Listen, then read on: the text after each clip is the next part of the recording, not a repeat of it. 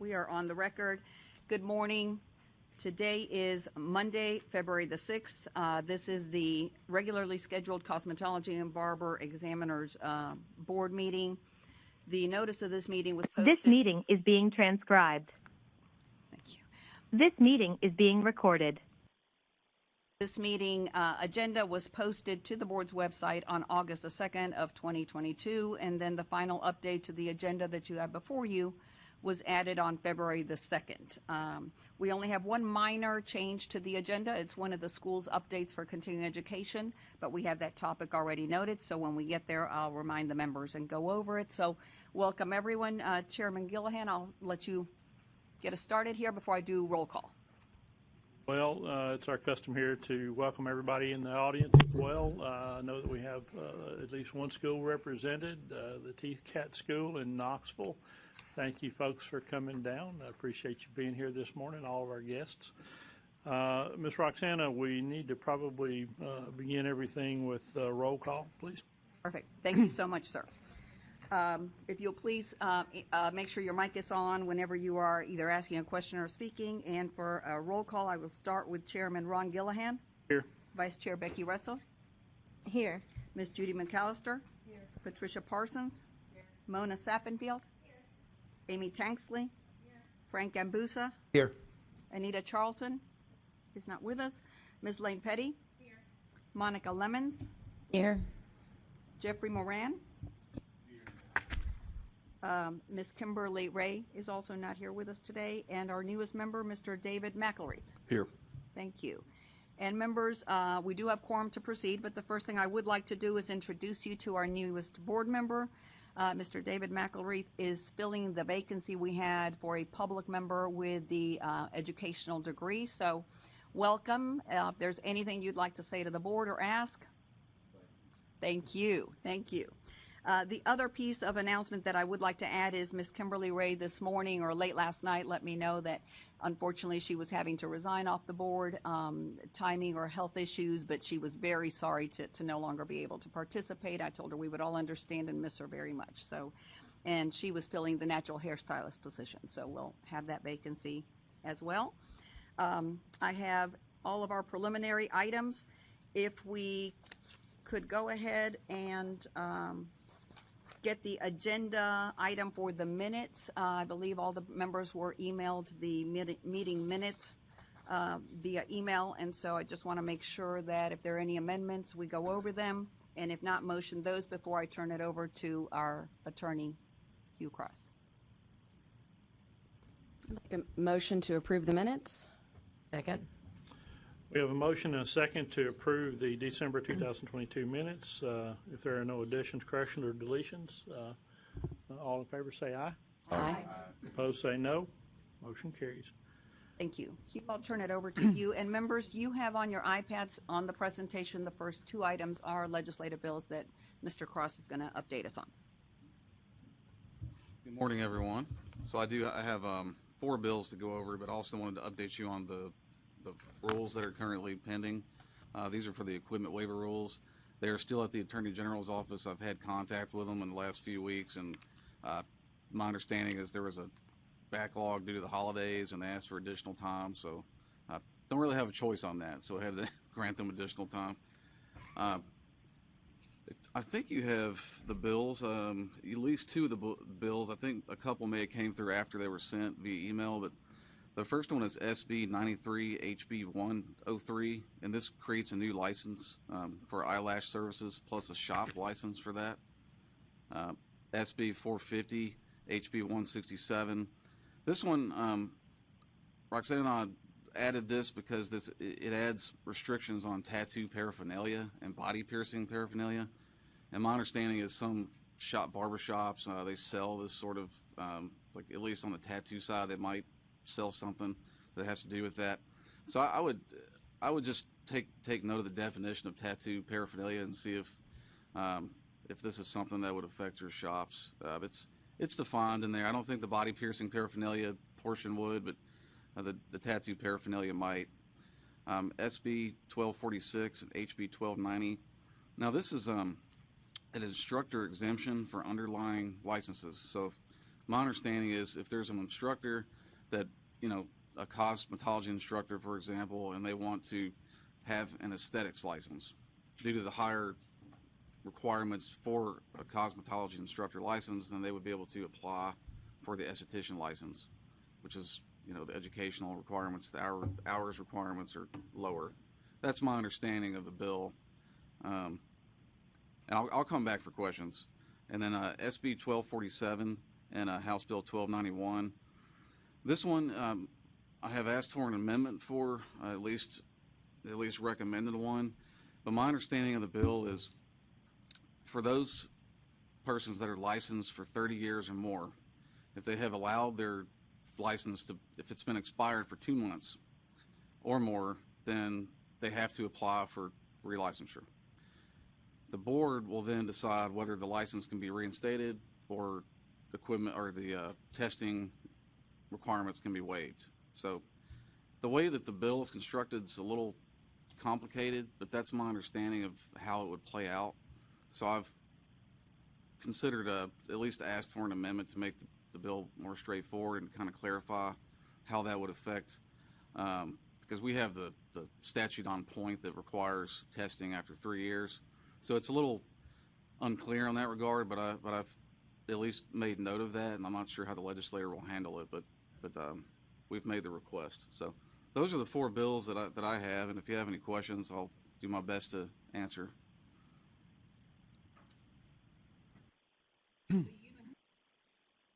The first 2 are in. Can you email us the other additional 2 bills, Absolutely. please? And they came in after everybody was sent everything. Hugh is being very thorough. I think they're at that very beginning stage, so I'll be happy to email those to you Thank you. as soon as we get it. Absolutely. Yeah, I check every morning just to see what's come through. And I think Roxana sent the email, and it came the next day. Boom, 2 more. So, Always something. But that's all I have on those.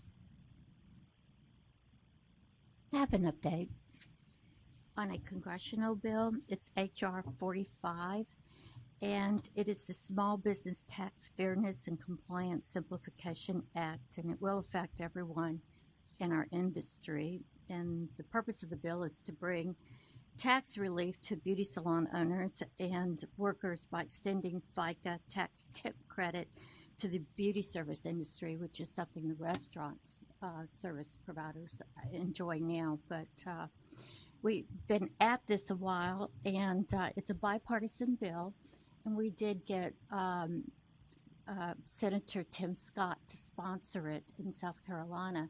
We've made several phone calls, and we've been in touch with Marsha Blackburn's office, and she's very aware of the bill, and we've asked her to co-sponsor, and we haven't heard back on that.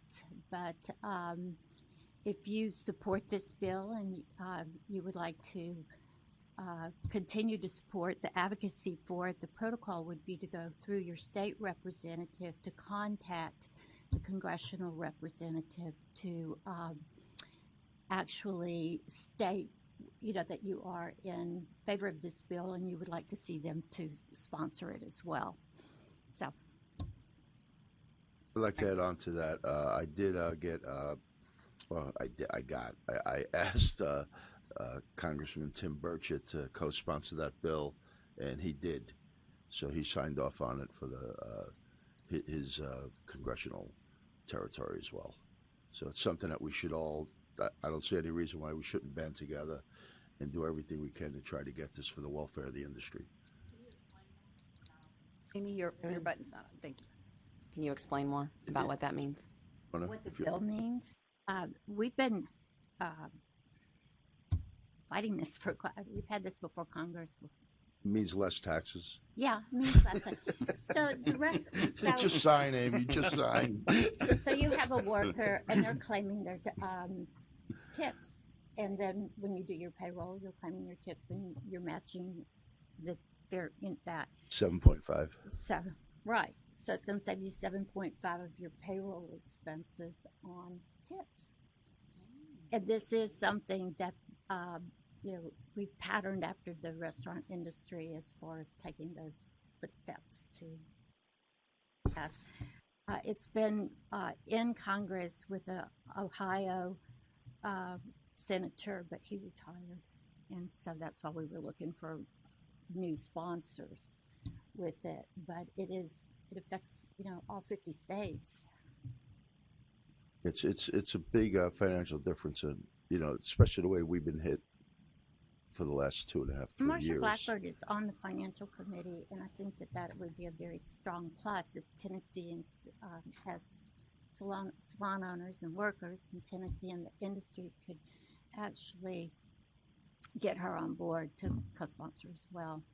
We're always so kind of equated to the restaurant industry when it comes to our staff, as far as tips being a large portion of their income, but yet they get the pass and we don't. So we're just saying the precedent's been set. Just trying to make it even across the board, and create probably a different lifestyle for the hairdressers that spend 40, 50 hours a week behind a chair.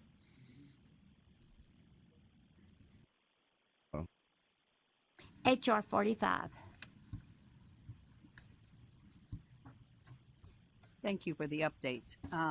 That is all that we have, and as the board knows, during our Tennessee legislative session, we'll be doing presentations of any of the bills, but please keep up with them if you're interested and you want to see what's moving, because a lot of times they change before we get a chance to meet. So, but we will definitely have them on our agenda. Next, we have, because it's our first meeting for the year, we need to adopt following the 2023 board meetings by following and adopting Robert's Rules of Order. If there are any questions, our attorney Hugh Cross can answer those. Otherwise, we would need a motion to proceed and conduct our meetings adopting these orders. Motion.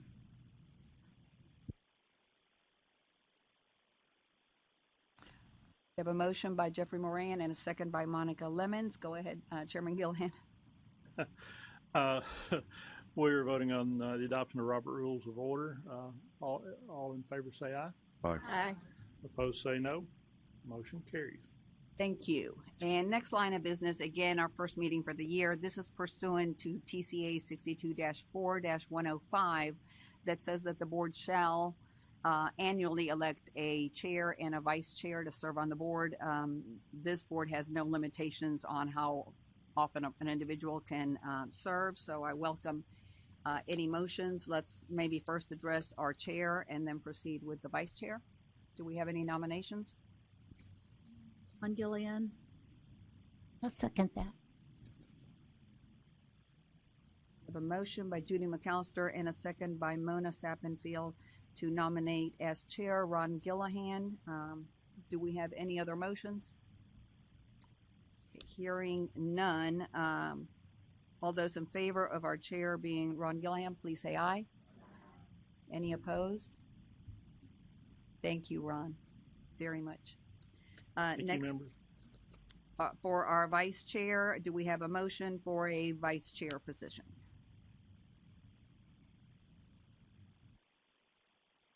I'll make a motion that Becky Russell serves as our vice chair.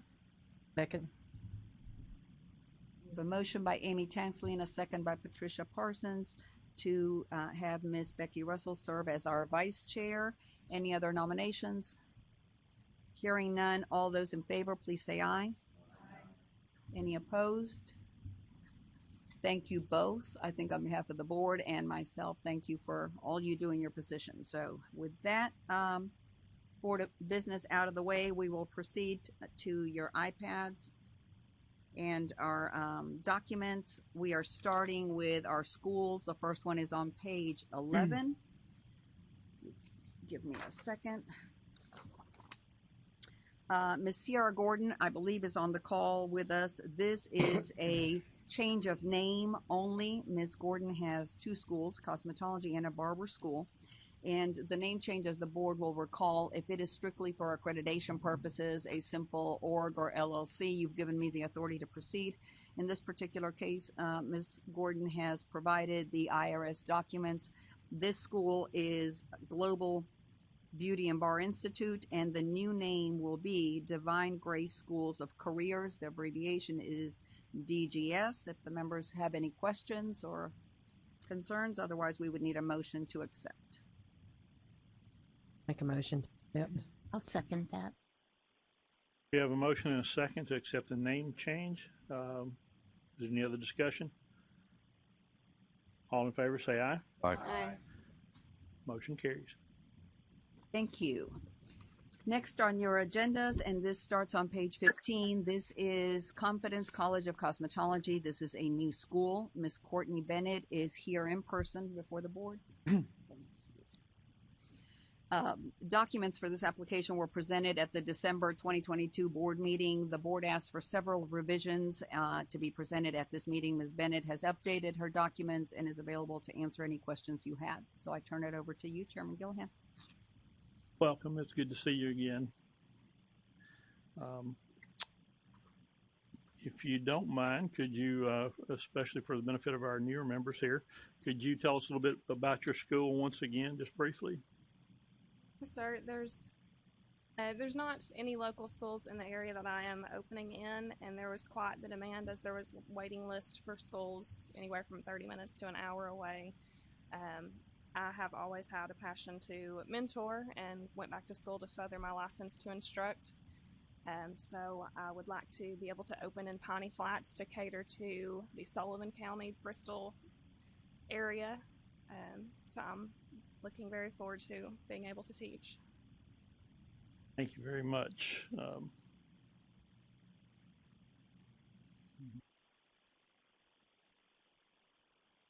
Do our members have any questions or comments on this resubmission?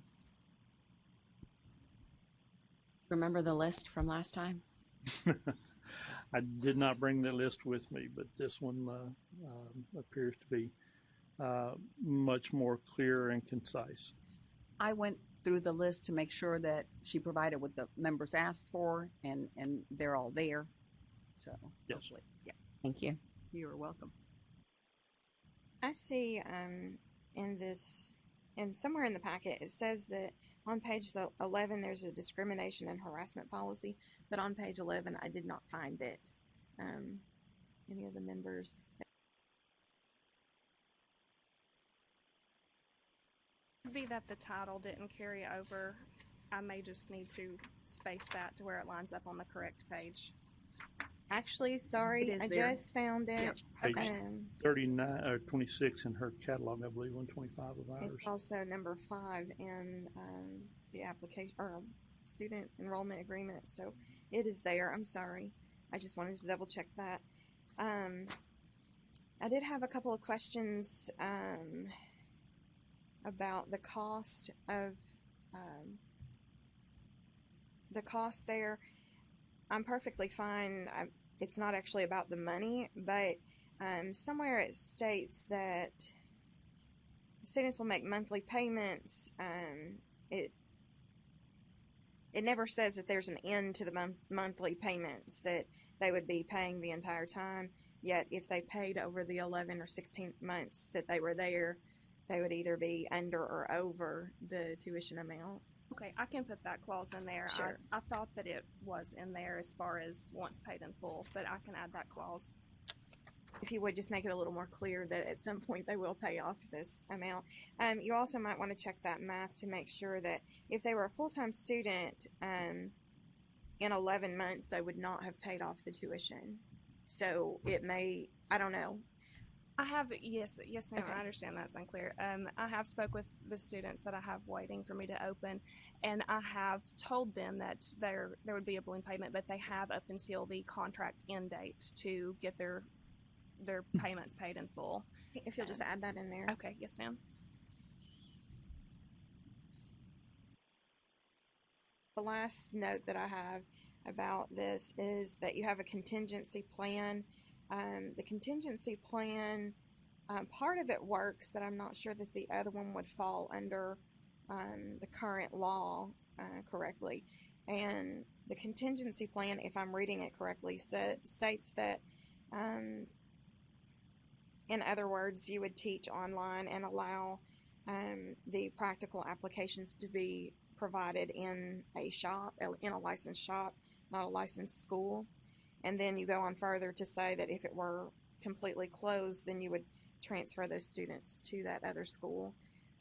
So I could change that to be the school for both of them. that would be that would follow the law. Yes, ma'am. Okay, that's all the notes that I had. Okay. Are there any other comments or questions or notes? All right, we would need a motion on the school. I'll make a motion to verify and accept the second application, being that all the boxes were checked. We have a motion and a second to approve this new cosmetology school. All in favor say aye. Aye. Opposed say no. Motion carries. Congratulations and good luck to you. Seriously. Good luck. Thank you, members. Next on your iPads, we're starting on page 45. This is a change in location for Dream Academy. Miss April Harding is on the call, and so I'll get us started, and she's available to answer any questions you have. This is a change of location only, and it's in the Knoxville area. The application, enrollment, agreement, catalog, and floor plan were all received timely. Chairman Gillihan, I'll turn it over to you. Ms. Hardy, glad to have you on the phone. Thank you for being with us. You are just doing a change in location, so I always have to ask that question. Is this going to represent a great inconvenience to your students? Are you traveling a great distance? No, sir. Actually, it's still community-based, and that's our whole goal is to make this as flexible as possible for anyone that's trying to pursue a career in cosmetology or the beauty industry. So it'll be a very flexible and convenient location and program. Okay. I just had one question. I made some notes when I read the package, and now if I can just read my notes. In Addendum B, page 2, you speak to the hybrid program and the distance, and you state when they complete half the program hours before they can become eligible for apprenticeship program. And then when you go to the student life cycle, there's a little area highlighted in yellow that actually contradicts that. Yeah, I think that was probably an old one. So there was an update. I sent several updates to Ms. Roxana during the time, so that isn't in there anymore. On my contingency plan, that B isn't on there. That was part of that came from my original when I opened the school originally, and so I kind of created that. And I know I'm probably confused Ms. Roxana a few times because I was submitting my original paperwork from my original school, and that was not the case when I originally opened a couple of years ago. So yeah, that's not there. If I was a new student and I was reading that, it would be a little confusing, so you'll need to. Yeah, what that states on there, if you're on that part where under the contingency plan where it says that the must complete half of the enrolled program hours in class or online before they are eligible to start an apprenticeship program. So that means that they are under the cosmetology program, under an apprenticeship. That means they have to complete 750 hours in class before they can go out and apprentice under a supervised professional.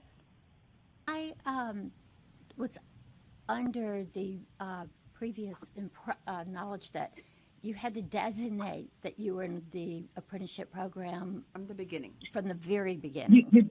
You do. That's on the enrollment agreement. So the programs are that you have to submit under your enrollment agreement how you're going to start your program, whether it's going to be. Okay.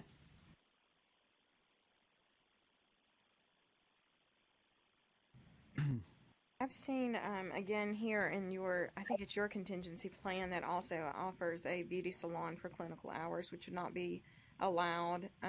The only way clinical hours are completed in a salon is under the apprenticeship program. That's how that is. So no, you can't come and just go to the salon and get hours. It has to be under an apprenticeship program. Okay. Also, on your page 13, board members, this is our 67. I want you to make a note for a change. This is natural hair care and braiding certificate, 16 hours. We need to be very, very careful in the wording of this because we were very, very careful in the way that the laws and rules surrounding this were worded. Natural hair care and braiding are not the same thing, so we do not need to present them that way. And you are actually not teaching a braider certificate. You are, by law, the way the law was written, it was 16 hours in safety and sanitation. So your course should say safety and sanitation 16 hours. You can make a note under there as needed for a braider's registration, but I don't want them to think that they are taking a course in how to braid. It is specific to safety and sanitation. Yes, ma'am.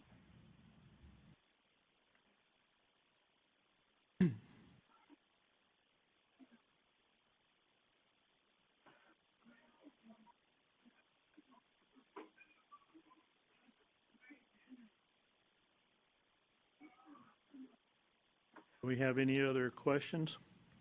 The school's in good standing, Roxana? Yes, ma'am. Do we have a motion? I make a motion to approve the change of location. We have a motion and a second to approve the change of location. All in favor, say aye. Aye. Motion carries. Thank you guys so much. Thank you. For the record, we have a motion by Amy Tansley and a second by Mr. Jeffrey Moran. All were in favor. Because this is a school with current history, there's just a field inspector going to this one. In the previous one, we did not state, but I have a board member also going because it's a brand new school, and that's our normal path. So thank you, members. Next, we are on page 96 on your iPads. These are new iPads in case we haven't noticed. I don't know that the page number at the bottom pops up like our previous one. It has a good side to it and a not so good, but. It's on the top right corner. Yeah. Oh, thank you. Okay, see. Yay. Thank you. Yay. All right, so on page 96, we are starting with Cure Advanced Aesthetics, and this is a change in location. Ms. Malaya Hendricks is participating on the team's call if you have any questions. This school is located in Memphis. The application, enrollment agreement, catalog, and floor plan were all received timely.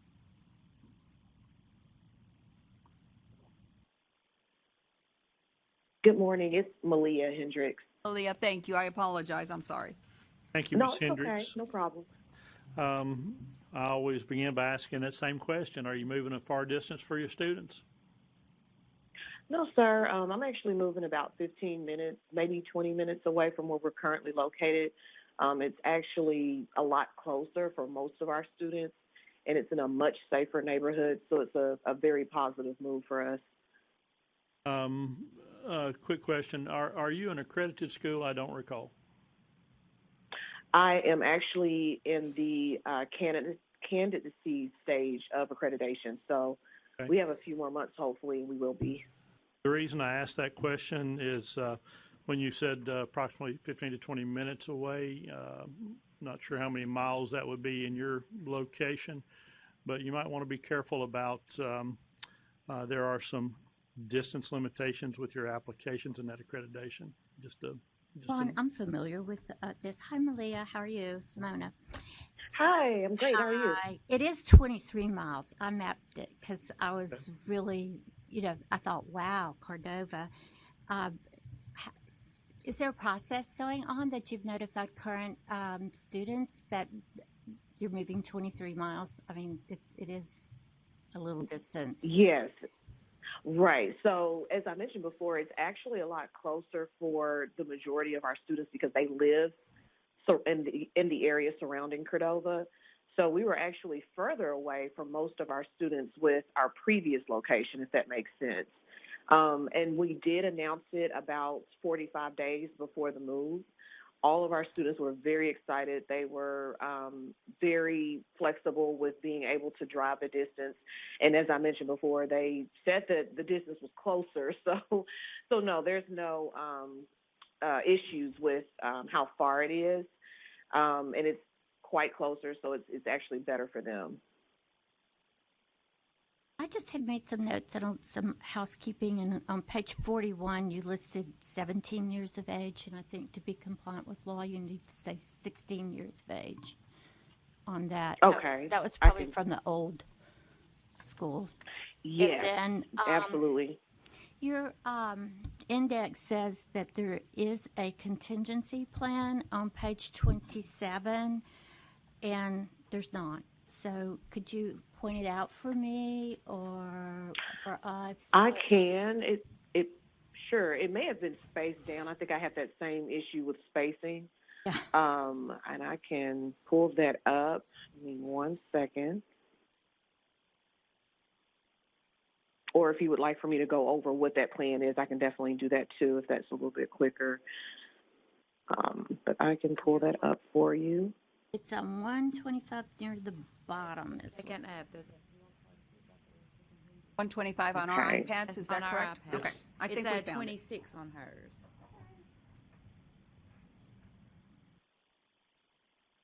classes are interrupted by weather. Okay. Yeah. It's page 26 of yours, Malaya. Mona, I think I Okay, understand what you're yeah. asking here. This looks like it's actually a weather. Oh, it does have building and destruction and so forth. So I apologize. I was misreading. Okay. Yeah, it is on page 26, and I will make sure that's corrected if it was like a spacing issue from the index. But I do have it if you're able to see it there.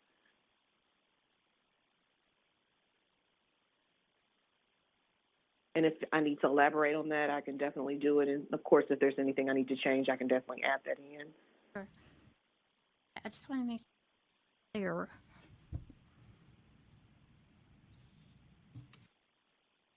Okay. Have you checked with NACAS on the distance that you can move without having to refile your paperwork? Yes, it was 50 miles. Okay. And it was also, they have a clause in there concerning if it's out of state or, if it's passing certain city limits. In our case, we didn't pass the city limit. So after speaking with one of the agents from NACAS, they assured me, they checked the address as well, and they did assure me that we were within those limits, so we were fine. Okay, thank you. Just trying to help you out on that one. Roxana, I just about said Mona. Roxana, is the school in good standing? Yes, they are. So if the board approves it, we would just be sending a field inspector when the school's ready. Make a motion to approve. I'll second. We have a motion and a second to approve this change in location. All in favor say aye. Aye. Motion carries. Thank you all. Good luck to you. Thank you. We have the motion by Ms. Patricia Parsons. Who was the second? Amy? Amy, thank you very much. And the second by Amy Tanksley. Thank you.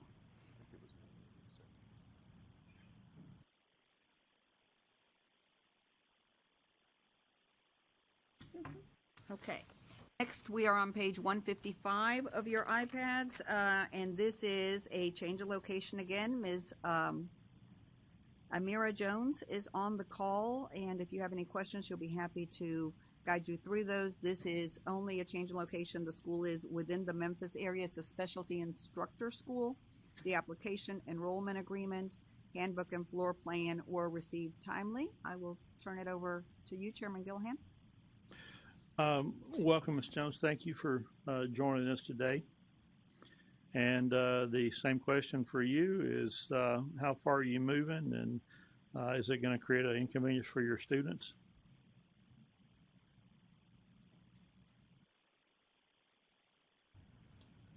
Ms. Jones, are you on the Teams call?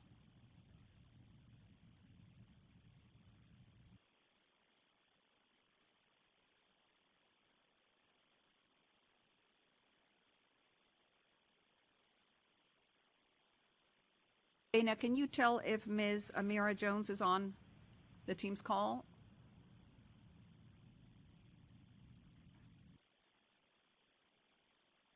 She is here, but I'm not able to hear her. Let's see. She's chatting with me in the chat, but I cannot hear her. I'm not sure if she has herself on mute. No, she does not have herself on mute. So she is on the call, able to hear us, but she'll have to figure out her mic. If we have questions that she can't answer, we'll have to put it off till April, but I'll turn it over to you to go through the items. I don't believe the school has moved far, but I can't answer that specifically. Okay. Not far. Not far. Thank you, John.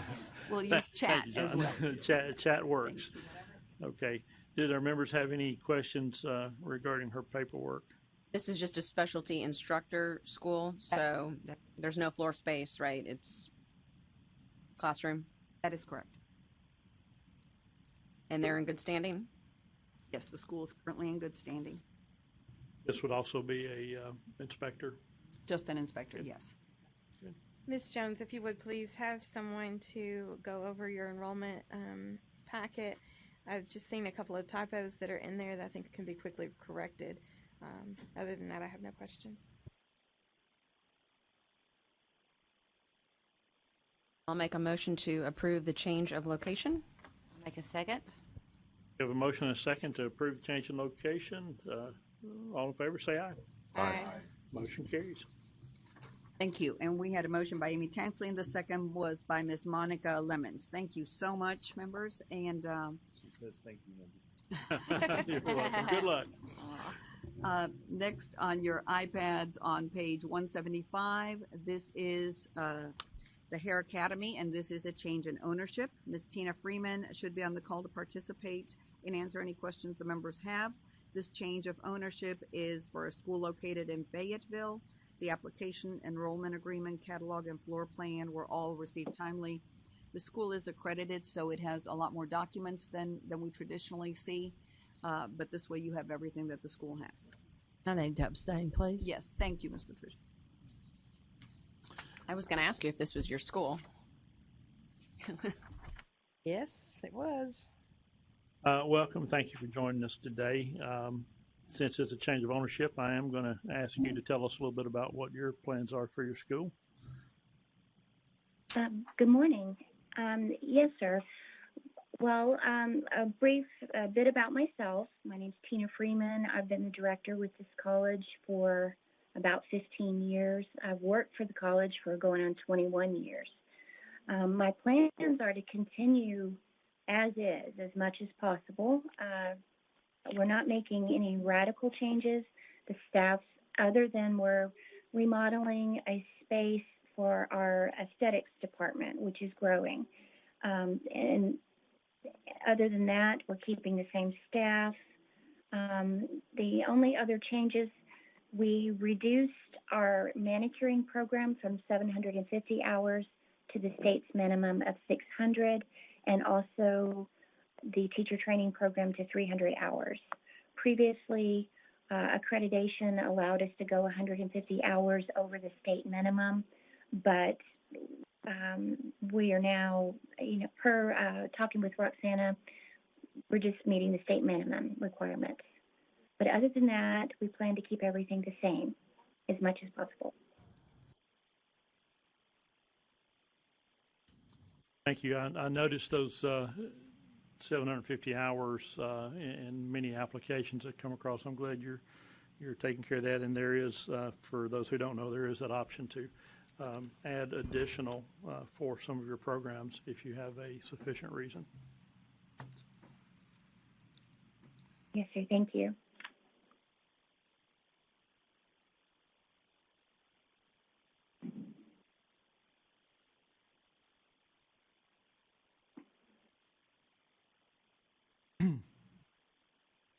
In your applications, members, for us, it's on page 197. I do see here, and I think I saw in a couple of other places, there's a reference to being 18 years old. We all understand and know that schools can have their own policies. However, state requirements for age of 16, and particularly on this page, it's in reference to federal financial aid. So I just want to make sure our members are aware of that.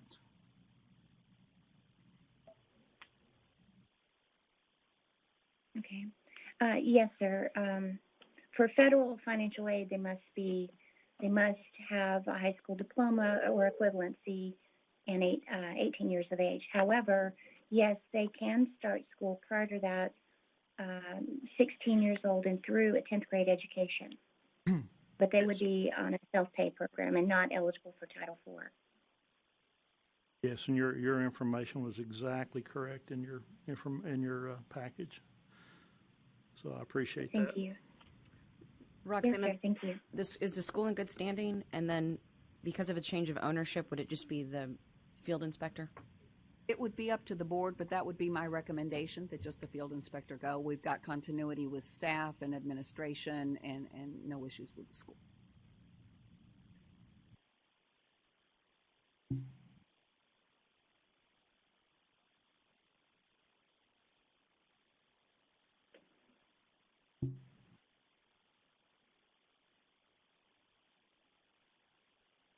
Do we have any other questions? Appeared to be a very complete package. Congratulations on that. Thank you. Do we have a motion? Thank you very much. So moved. We have a motion and a second to approve with field inspector. All in favor, say aye. Aye. Motion carries. Thank you and congratulations and good luck. Thank you very much. I do have one question, if I may. Do we schedule the field inspector, or how does that work for us? When you are ready to be inspected, you'll send me an email. You'll be getting a letter in the next few days with the board's approval, and on the letter I go over that as well. But when you are completely ready for the inspection, just let me know and we'll coordinate it, and it will just be a field inspector. But I'll be the one letting them know that you're ready. Okay? Okay, thank you very much. Thank I you. appreciate it. Absolutely. Have a good day, everyone. Thank you. Congratulations, Tina. Thank you. And on Thank that, you, Miss Patty. It's been an yes. Thank you. It's been an honor working for Miss Patty.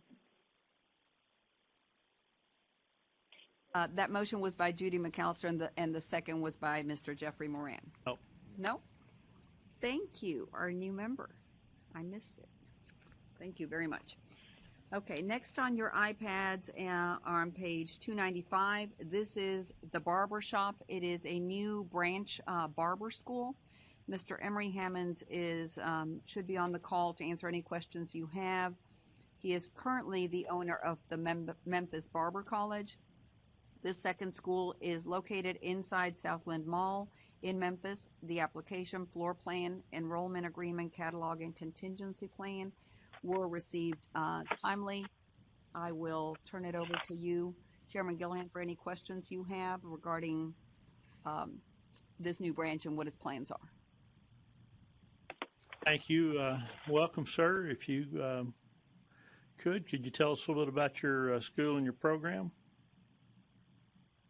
Yes, the barbershop school, excuse me, is located in Southland Mall, and we have plenty of traffic and plenty of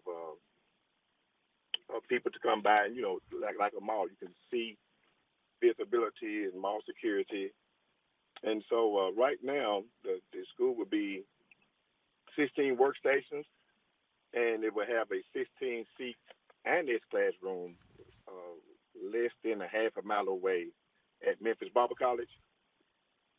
And so that's the plan here. And right now, we already have the lease. We've been established in the location since 1996, and so like 27 years. And so our plan is to close the current barbershop. It's a barbershop. We're gonna close that and make it a barber college. Okay. So the shop is going to be closed. There won't be a mixing of the two. No, we're gonna close that we're gonna close that license, close that shop down, and make it a barber school. Exactly.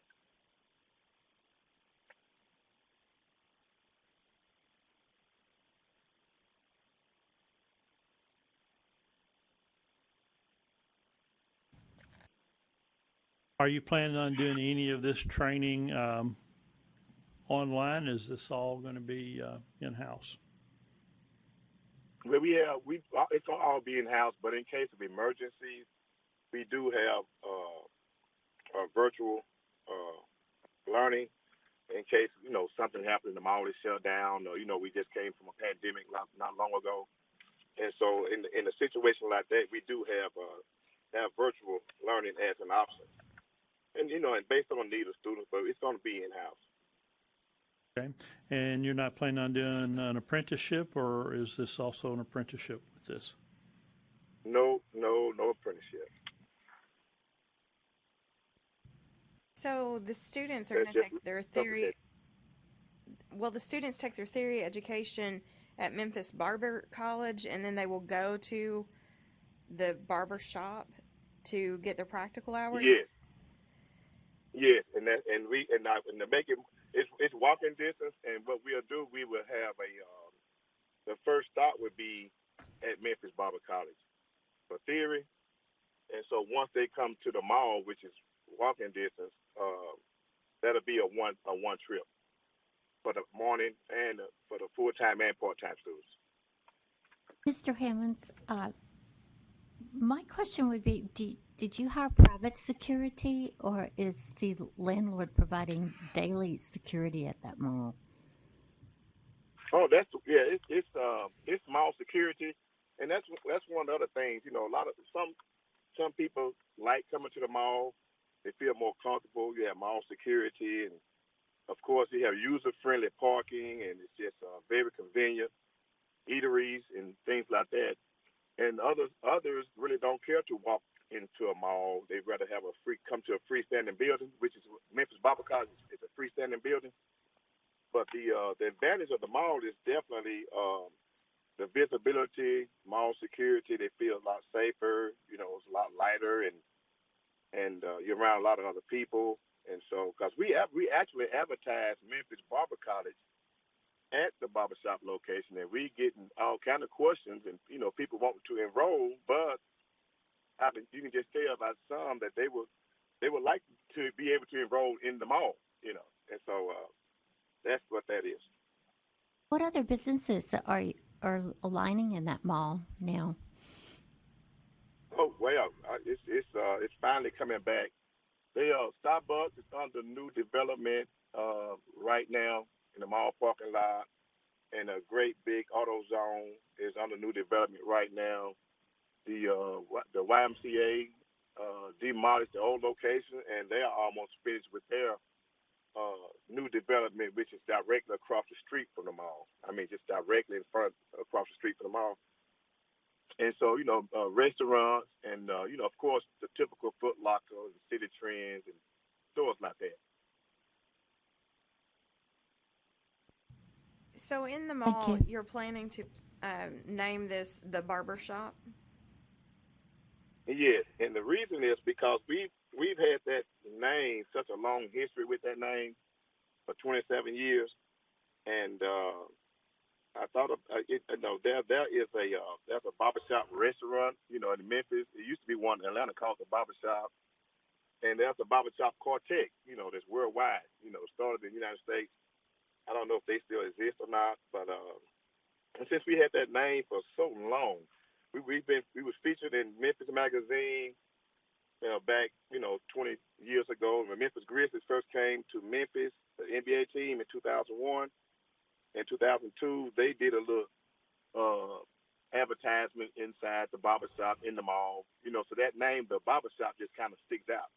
And so we was glad to get that attention with the Memphis Grizzlies. And, of course, 20-something years ago when the barbershop movie first came out, they interviewed me about, just trying to get some tips on barbershop, the barbershop atmosphere. And so that name just sticks out. I love that name, been having that name for so long. This is one of the problems that I can foresee here. If I walk into Memphis Barber College, I pretty much know a student is going to be cutting my hair. If I walk into the barber shop, I assume that this is going to be a licensed professional that is cutting my hair, not someone who is attending school. So that's where I'm having a really hard time with this. If you just wanted to locate part of your school in the mall, that would be named Memphis Barber College, the shop. That would be fine with me. But to call it the barber shop, is the general public going to know that those are not licensed professionals who work there? They would know we have a big, I would make sure they know we have a big glass. I mean, it's like maybe 36 feet wide, glass front. And so the sign would say all work performed by students, and I would have the barber shop, and I put in colon school.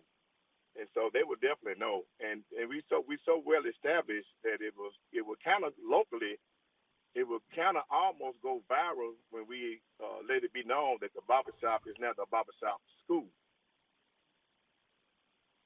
And so that I feel very comfortable with that, with people knowing the sign saying all work performed by students, and I have the sign up front, the barbershop school. And so I think there would be I feel comfortable with the public knowing exactly what that is. There is a requirement that dictates that all barber shops be clearly identified. Barber schools be clearly identified as schools. So that is something that is a concern. For our members on page 301, it makes reference to theory classes are scheduled at annex location, Memphis Barber College. So my question for you, sir, is you're calling this a new branch barber school. So if it's a branch school, are you indicating that this is part of the Memphis Barber College? Or is this a new school in the way you're attempting to operate this? Well, the barbershop school is a new school, but I just want to be clear on the annex location. Are you talking about page 3 on my page 3 of 15? Or what page are you? It's page 2 of 8 on your documents, I believe. Okay. Okay, gotcha. Okay, that's great. I'm confused. Yes, Only had a I'm little very coffee. clear that the theory classes are scheduled at the annex location. Right. At the annex location. Because the first page clearly has the barbershop 1240 Southland Mall, right, under enrollment agreement. Yes, sir. And that's very clear. But I did want to be very clear and put the address of the annex class location. Okay, hold on. Go back one page. Blonde. Oh, you. There's 2 locations, right? There's the Memphis Barber School, and then there's the Barbershop School, and those are 2 different places. The students are going to take the theory at the Memphis Barber School, and then when they're done with the theory, they would go to the Barbershop School in the mall to do their practical hours. Exactly. And I think that what might be throwing you a little bit is that the annex location happens to be a school instead of just an open classroom outside the mall or somewhere else. But that sounds like that's one school, not 2 schools. Is that right? It is one school, exactly. Exactly. The barbershop school is one school using an annex location for a classroom. Exactly. Where are the students enrolled? At the barbershop school. Even though they're going to Where do would their... the students be enrolled? If I'm a student and I'm enrolled at the Barbershop School, I still go to the Memphis Barber School for my theory? Yes, I think most annex locations might be a classroom. They would go there for the theory, exactly. And again, that's going to be the first part of the day. So there will only be one trip, which is again is walking distance. There will only be one trip from the classroom to the mall, to the barbershop school, located inside the mall. Could you tell me where student records would be held for each group of students? So Memphis Barber College, would they host all of the student records for Memphis Barber students? And would the barbershop school then have the student records at the barbershop school for the students that go to school there? Yes, you should see on the floor plan where the records for the barbershop school will be kept at the barbershop school in the office, in our file in the office. Well, I'm just trying to make it clear for our inspectors, if you were going to look for student records, where would those be found for each of the schools? The barbershop school record will be found at the location of barbershop school in that office. And, of course, the Memphis Barbershop the Memphis Barber College already has its office and already established with its records already. So those records we kept separately. The only thing the barbershop school is doing is using the annex location for classroom only. No record keeping, nothing like that. The barbershop school has its own record keeping, has its own office. We're just simply using the Memphis Barbershop School for a classroom only, for theory only. Can I ask you, this is Patricia Parsons, why would you not just put a classroom in the barber shop and just have two separate schools to make it a lot easier for your classroom? He said, I'm sorry, can you repeat that? Why would you not just add a classroom in some of your space in the barber shop and not have to go back and forth?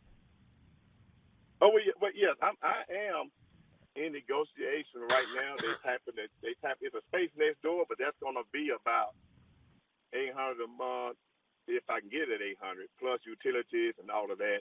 And so that might cost me about an extra $1,400 per month to do that. And so it's a business decision.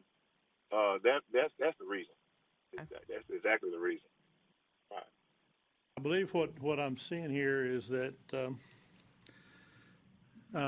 we have an application for an initial school that by definition would have to be a standalone school with its own defined spaces, its own defined classrooms, its record keeping, where the time is going to be done, and then you have a separate school, the Memphis school. But your paperwork that you've submitted seems to be combining the two of them together so that you have students who are enrolled in one school or taking certain courses there and then have to attend a separate school that is completely credentialed on its own in a separate way. How is, an immediate question, and this is rhetorical for me, is how is time being kept and managed between the two places where the record's being stored and kept? If an inspector comes to the barber shop school and looks for the students who are on the roll of the clock for that day, how is he going to find them at another location? How is he supposed to be able to know where they're supposed to be? I can see that this is fraught with a lot of confusion and well, I'm trying to think, right, of all the schools that we've approved and inspected over the years, right, the specialty schools just have the classroom, and then they would do their apprentice hours someplace else. There's a difference between specialty schools, which are only manicuring, only aesthetics, or only natural hair. That's a specialty So not school. barbering at all. So Barbering's scratch not a that. specialty. And then there's a difference if all you're offering is apprenticeship. That's a classroom only. Okay. Did For the that help? barbering, Yeah, right. for anything, for either of them, any of the disciplines. But this is a full school application. Correct. I mean, I have been to, there's some schools here in Nashville that have different schools all in close proximity, right? But those students stay in their one, it's like a strip mall, and they're different locations, right? But each of those shops, each of those locations are completely separate, and the students stay completely separate. And that way, when the inspector goes to A, B, or C, he knows exactly what he's going to get, and there's no overlap. So what I'm looking at here is a very incomplete barber school application with just floor space but no classroom space. Okay. I would assume that there are schools, other schools, barber schools, that use an annex classroom. I think what might be throwing you off is you thinking about Memphis Barber College. I don't know if it was a mistake to just put Memphis Barber College on there, but I wanted to be clear about that and just transparent. If I had just put the address for the annex classroom, I think you'll understand what I'm trying to say. You know, if I had just put 4566 Elvis Presley, it's an annex classroom, then I think you would kind of understand what I'm trying to say here. And the classroom has its own exit and entrance to it as well on the side of the building. So the classroom, the students for the barbershop school would not even have to go through the floor at Memphis Barber College. It has its own exit on the side as well. It has more than one entrance. And Do we so, have any schools but like that? I don't know. Who have a separate Excuse me? classroom space? Like completely removed? If I could add, Well, no, it's not completely removed. You know how a building may have 2 or 3 entrances to it, and so the classroom for Memphis Bible College is conveniently located in the back of the building. It's a 4,000 square feet building. So I get you know, it, but then big you've enough got for 2 schools using the same space. at different times. Exactly. The barbershop school would not be in the class with Memphis Bible College. They're only using that classroom for that particular slot. I think For what I'm theory. hung up on So is the 2 separate schools. You've presented at 2 separate I think schools, correct? right. That's why I'm explaining. Had I not put Memphis Bible College on the application, had I only just put the address on it to show the annex classroom location, I think that's what throws you off, because the annex classroom happens to be Memphis Bible College. If I had just said we're going to use this classroom, I think you understand where I'm going here. Okay, Amy, you go ahead. I think I'm just talking myself in circles, but you've got 2 proposed schools with 2 separate enrollments. One existing school. One existing school, but the second school would be separate. So students would be enrolled in school A or school B. Correct. But the proposal is that this new school uses space at the current school some of the time. I think it's the 2 separate schools. Only. I mean, there's so many different ways to do this. What about the existing school? If they added another classroom for only their school, what if that existing school adds a separate classroom for and them, he has and that? then annexes another one for the other school? You know, they would not be sharing a classroom at any time. He has that. I think that's a piece that he's explained. The Memphis Barber College has additional classroom space, and so Mr. Hammond and I have spoken several times. So I hate to interfere, but I think one of the things that he's calling an extension, if the members will recall, we have approved extensions within 2 miles, and so in his business decision, he is viewing the room space for classrooms in the Memphis Barber College that he doesn't use for those students to be used as an extension to the barbershop school, which is walking distance and meets that 2-mile radius, similar to schools we've approved for extensions, and all of our extensions have been for classroom. So if we think of it from that perspective, if that helps a little bit with this concept.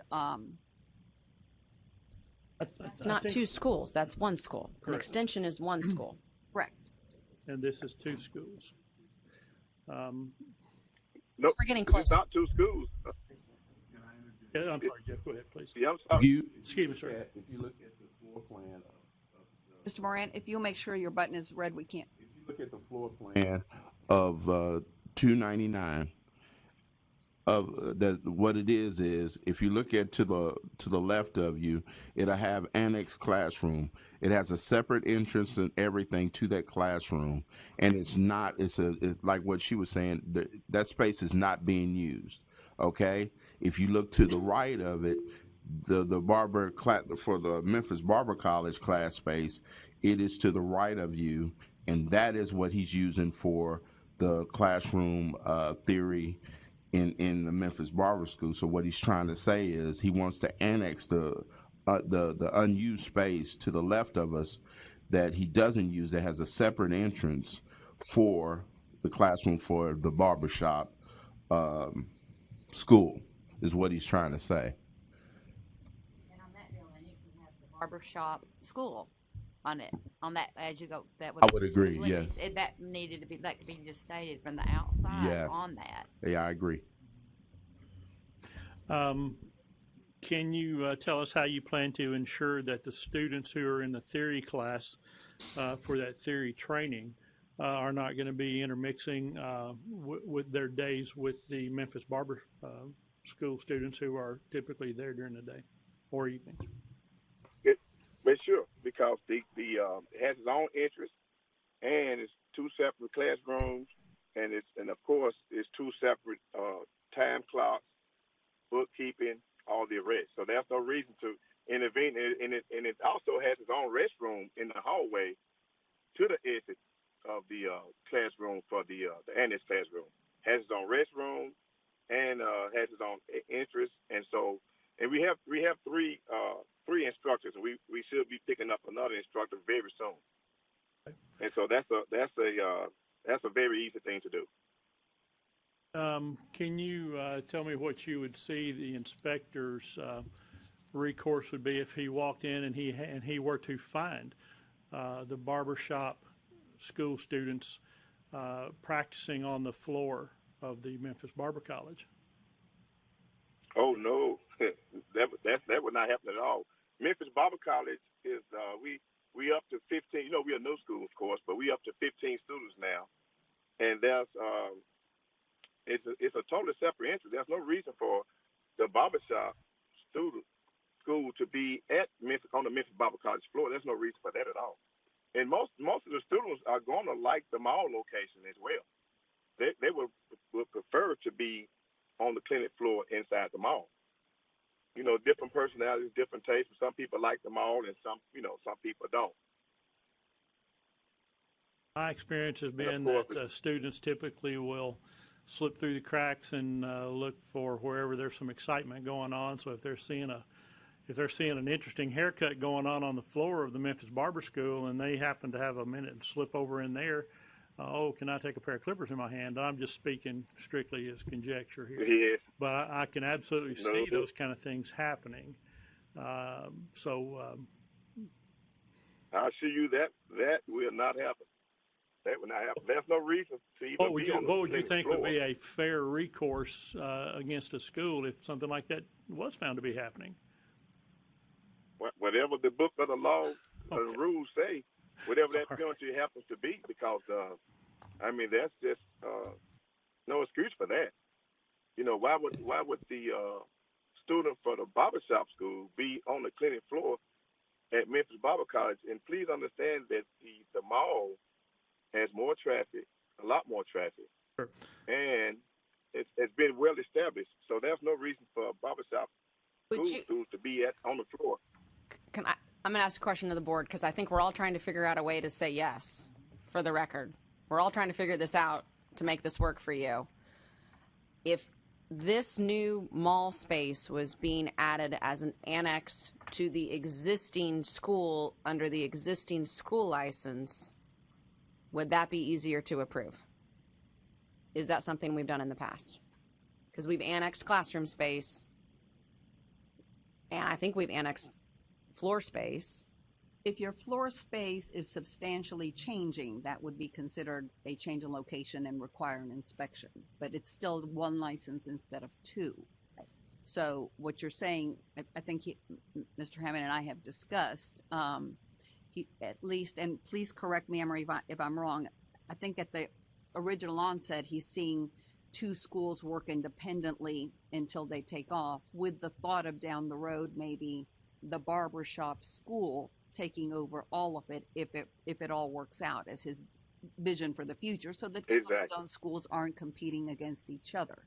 But his original thought was because the mall is growing and the established name, that was his reason, I believe, for going in this direction first.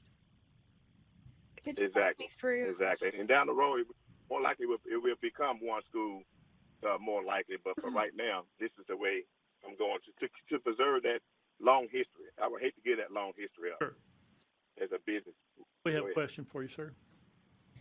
So can you walk me through a typical day at the barbershop school? The students, do they start in a classroom? Do they start in the mall? What do they do? Where would they be located in a typical day? Sure. On page 2 of 8 in the enrollment agreement, they will start off in the morning for theory. And so that'll be your first stop. For morning students and the afternoon students, they will start off for theory. You know, I'm called in the morning full-time and afternoon part-time. So those students will start off in the classroom theory. And once they get that hour in, they will make one single trip to the mall. And the same would be to do their practical. So you start off with your theory in the morning, and make one single trip to the mall, and which is it's closed. It's not going to be a back and forth and all of that. They make that one trip, and of course, the afternoon, the part-time students will do the same. Okay, so I just wanted to make clear where they're going to be. That way, if an inspector stopped by, they would know exactly where to expect your staff and your students to be located. Exactly. That's it. Good question. That's exactly what it is. I have a question. When you say that you got the long history name Barbershop, what's the origin of that name when it started with you? Was it a barber school? No, I moved to Atlanta in '89, and not a long history. I don't know how far that history goes back, but I worked in a barbershop in Avondale Mall in 1989, and went to Greenbrier Mall, and that was a new concept at the time, a barbershop inside the mall. And so I brought the idea to Memphis in 1996. I looked around, and I really didn't want to leave Atlanta. I looked at Nashville and other cities, and so I decided to relocate myself to Memphis when I discovered Southland Mall. And so I opened it up in '96 here in Memphis, and a few years later, I got a call from Avondale Mall, and ended up owning that barbershop in Avondale Mall. So that name, the barbershop, it goes way back. With me, it goes back to 1989. And I think that's precisely my point with the beginning of this conversation was with the word barbershop. I think creates tremendous consumer confusion as a word. Just like you said, you were contacted 20 years ago when the movie Barbershop came out. Typically, whenever there's activity around a barbershop or a beauty school or a cooking school, they'll go to a restaurant to talk to, not to a school itself. So I think in this case, the major thing, as far as where the records are kept and all, I get the inspector has to know that. But I think the word barbershop's origin is that it's a barbershop, not a barber school. But I do like to remind you that the barbershop quartet, you can just Google that and you'll see it in the USA and in the UK and all over the place. So as a quartet, and then the barbershop restaurant history in Atlanta, and I discovered I didn't know there was a barbershop restaurant in Memphis, and so occasionally we did get phone calls. When I was working in Atlanta, we did get a few phone calls to someone looking for a restaurant. And so I understand what you're saying, but the public will understand that when they see the barbershop school, it's going to say, the sign's going to say the barbershop, I'm having in quotation, school, and it's going to be very boldly, all work performed by students. And so it would be clear it's a barbershop. Now, what I did do as a plan B, I did go to the state's website, and I did pick up the assumed name, the barbershop school. In case, if you are more comfortable with me adding the word school to it, I've already assumed the barbershop school name with on the state's website. I picked up the assumed name for the corporation, the barbershop school. That's a plan B. And so I'm perfectly okay with naming it the barbershop school with four different words. But I do believe that the concept will come across very clear, the barbershop, and I would have quotation school. But I'm perfectly fine with that. If I need to say the barbershop and add the word school, that's fine with me. But I really do believe when they see the barbershop school in quotations in the mall, and when they see the big bold letters, all work performed by students, and again, we have a 36 feet wide glass entrance, and I can put the barbershop school. I have room to put that on each glass like 4 different times. Yeah, I don't think the word school after the word barbershop diminishes the word barbershop. Would you consider calling the barber school? Yeah, I will. That that was a former barber taken. school here already, and I will consider that. But I will consider that. Yeah. I mean, I can name it. But first, let me, let me, let me just say, it's certainly not the board's job to tell somebody what to name their company, but I would personally have a problem with using the word barber shop when it's a barber school. I think it's totally consumer confusion, and I think with our job being to protect the public, I think, especially being in a mall environment, I think it's quite easy to see the word barbershop, going and think you get a barbershop haircut from a licensed barber. So I'd be glad to make a motion if that would push this along. Frank, I think you touched on something right there. The board doesn't have the ability to tell somebody what to name it. We do have some requirements that say it has to be clearly identified as a barber school or college, and that all work is done by students. It has to be clearly posted. As I did have one more question for you, Mr. Hammonds, and I'm sure you mentioned this already.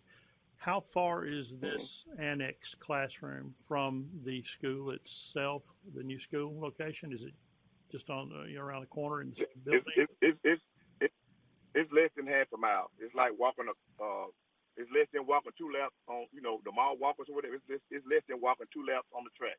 Less than half a mile. Okay, so it's not. It's not even 1 mile away. So your students would be either getting in their car and driving the half a mile each day to get to and from one class to the next, or they'd be making the walk. Exactly right. One time a day for the first hour of the day only. Exactly. So and we have it's behind it's near a Kroger's. Many people walk from the mall, especially some of the barbers and things. They walk across Kroger's and grab a little shopping and come back to the mall. So, and then they might walk to Popeye's Chicken across the street. So that walk is very convenient. But go ahead. Well, as we mentioned earlier, I think annexes are usually approved within up to about 2 miles. So I was just curious for my own knowledge on that. Okay, so. Could you, to the board, I mean, an incorporation or extension of a name like campus school, or incorporating the two entities into one name like campus, would that help with some consumer confusion? Because I'm with you. I understand the consumer confusion, but I'm just trying to perhaps be a little creative since it is. Mr. Hammonds, do you envision it as a campus of the Memphis school? Envision the do you have that vision? Because that's what I'm thinking with all of that spread out, that it's more like a campus of, barber school. What is the vision? What's the end game? The end game, more likely, it would become one school. And I would love to have it, because I think the message would be understood by the public, customers, and clients. But the goal is to have it to be as one school. The end game down the road, and I do agree when what he's saying somewhat. You're gonna have some people who gonna think it's a barber shop until you tell them. And the reason I know, because the sign clearly says right now, the current school right now says Memphis Barber College. It says Barber College. And we still have people come in thinking it's a barber shop, it's a barber school. So you do have a little bit of that. And of course, if that's happening with Memphis Barber College, but they understand that now. So I do agree that some people we have to explain it to them. But when you see the sign saying the barber shop, they have school on it, big and bold, all work done by students. But to your question, the end game is it will become one school combined. I think that more likely, because the mall is very. Excuse me, sir. The name issue aside and that identification aside, I think what we have before us is a application for a new school that essentially has all of its components that are required, except a classroom that is on the other side of the wall, or 10 feet down the sidewalk. It's simply a farther distance for that classroom. The space is available for that. The space is designated for that. So, I guess maybe in a sense, we could recognize that the classroom space is available and subject to being used as appropriate. I think we all have some concerns about identification for the public, and I know that I have some concerns about commingling the two schools myself, but I certainly recognize that it can be done. It's a matter of if it will be done. The school's been in business for a number of years as the Memphis Barber College, and I guess if we've heard enough about the location itself and those kind of talks, do we find the rest of the information, the enrollment agreements and catalogs and stuff, sufficient? Do we have any questions on those? Okay. I have a question for Roxana, which would be, have we ever approved a new school that is essentially applying as a new school with an annex? No, this isn't new in several perspectives. No, we have not. We've added the annex down the road, but that's only because as schools grow, and some of our members that are on the board have had exactly that. As schools grow, that's where you have the need for an annex. What he's doing is the opposite. He sees the extra space in his current school that isn't being used and could work here, and is adding the space he has for the shop and its tradition and the name, and kind of doing it that other way. It does spell out in his contract that the theory class is located at the other space. It may be a little misleading that he's saying that it's at the Memphis Barber College rather than right. I shouldn't have put rather than I'm sorry. Maybe I should. Than the barbershop school annex.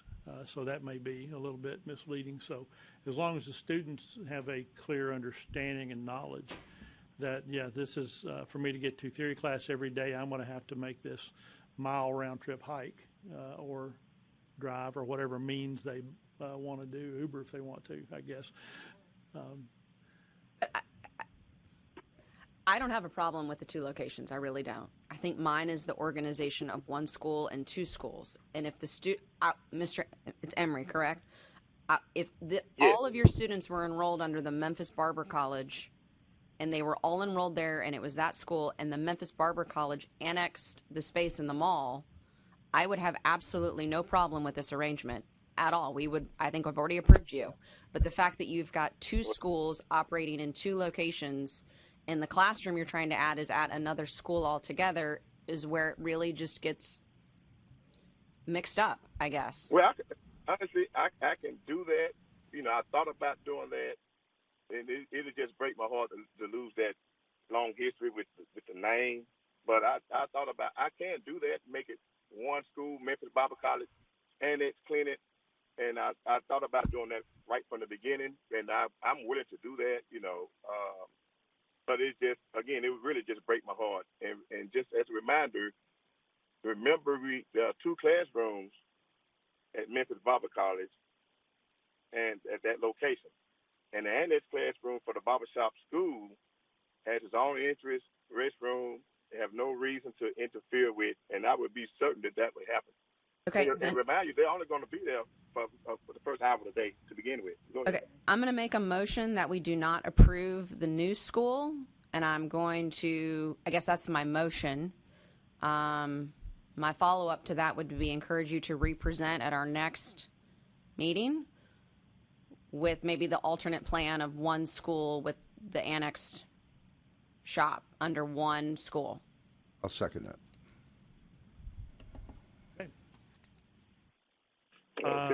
We have a and what motion. About, why you there? Excuse me, sir. We have a motion on the floor to deny this initial school application. We have a second. The motion is asking that the applicant represent with a future plan if he chooses. Yes, sir. You agree to that right now? And that way he wouldn't have to present? Or does he have to? Well, we've got to deal with the motion first. Right. And, But I'm there'll saying, be- just as a we'll follow-up. That is our motion. Mr. Emery has a question. Well, first of all, we have a motion, we have a second, so we can entertain a question. Mr. Emery, would you Yes, sir. consider, I'm sorry, Mr. Hammond, would you reconsider a resubmission with the one school moniker? It's just a question for you. I can make it same floor plan, everything the same. It'll just be an annex for Memphis Barber College clinic. Of course, I'll do that. It would still be a new location because you are in a separate facility or separate location altogether. That would require some inspections. But if you're willing to resubmit, I guess is the question for us. We do have a motion on the table. You've heard his response. Do we have any other questions? And that could be done today because it's just a simpler changing, the name. It's just a cut and paste. But go ahead. Want to go ahead and submit today?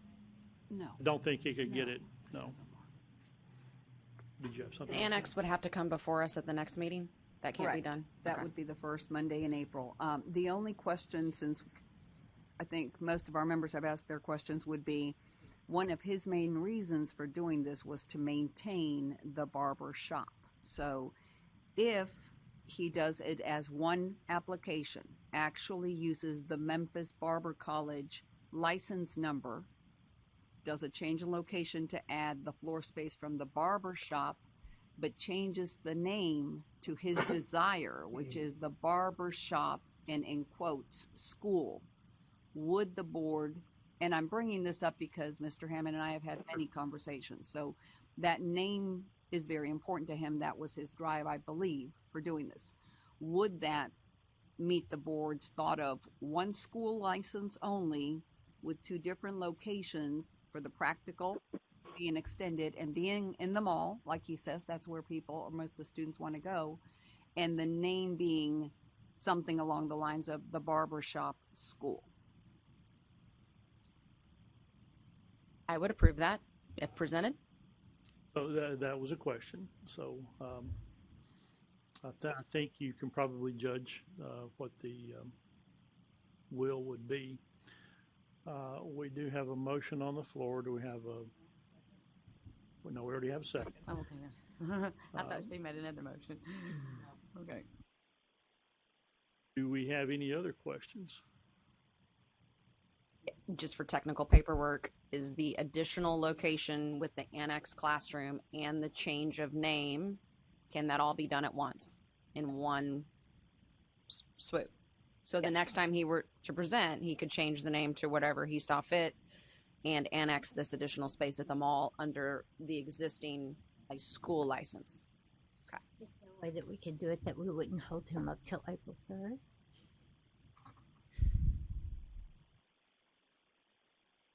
I would really appreciate that because it's simple.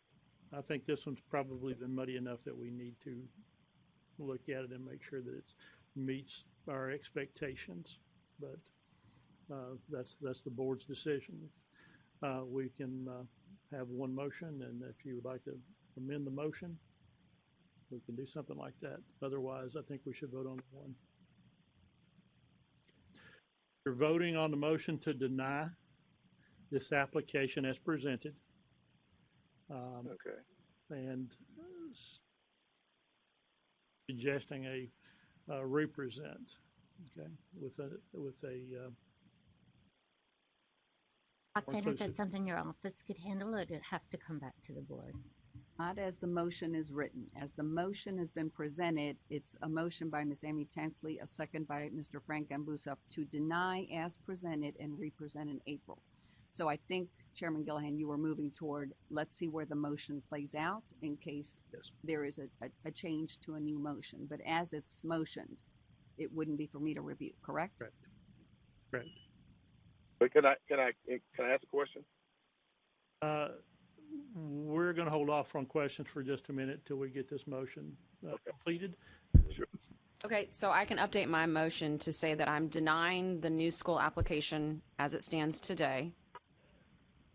I am encouraging a represent to the board offices with the potential name change to also reflect that it is a school. I want to make sure to add that with the annexation of the new space, and I would be okay with the office approving that prior to our April meeting. That's my motion. I would retract my second from the new motion. So we have a motion. We have an amended motion. Do we have a second? I'll second it. We have a second by Ms. Lemons. The motion you have heard. All in favor, say aye. Aye. Opposed, say no. No. And I will abstain. Okay. So the motion carries. This application has been denied. Now, Mr. Hammonds, you had a question, sir. I'd like to hear your question.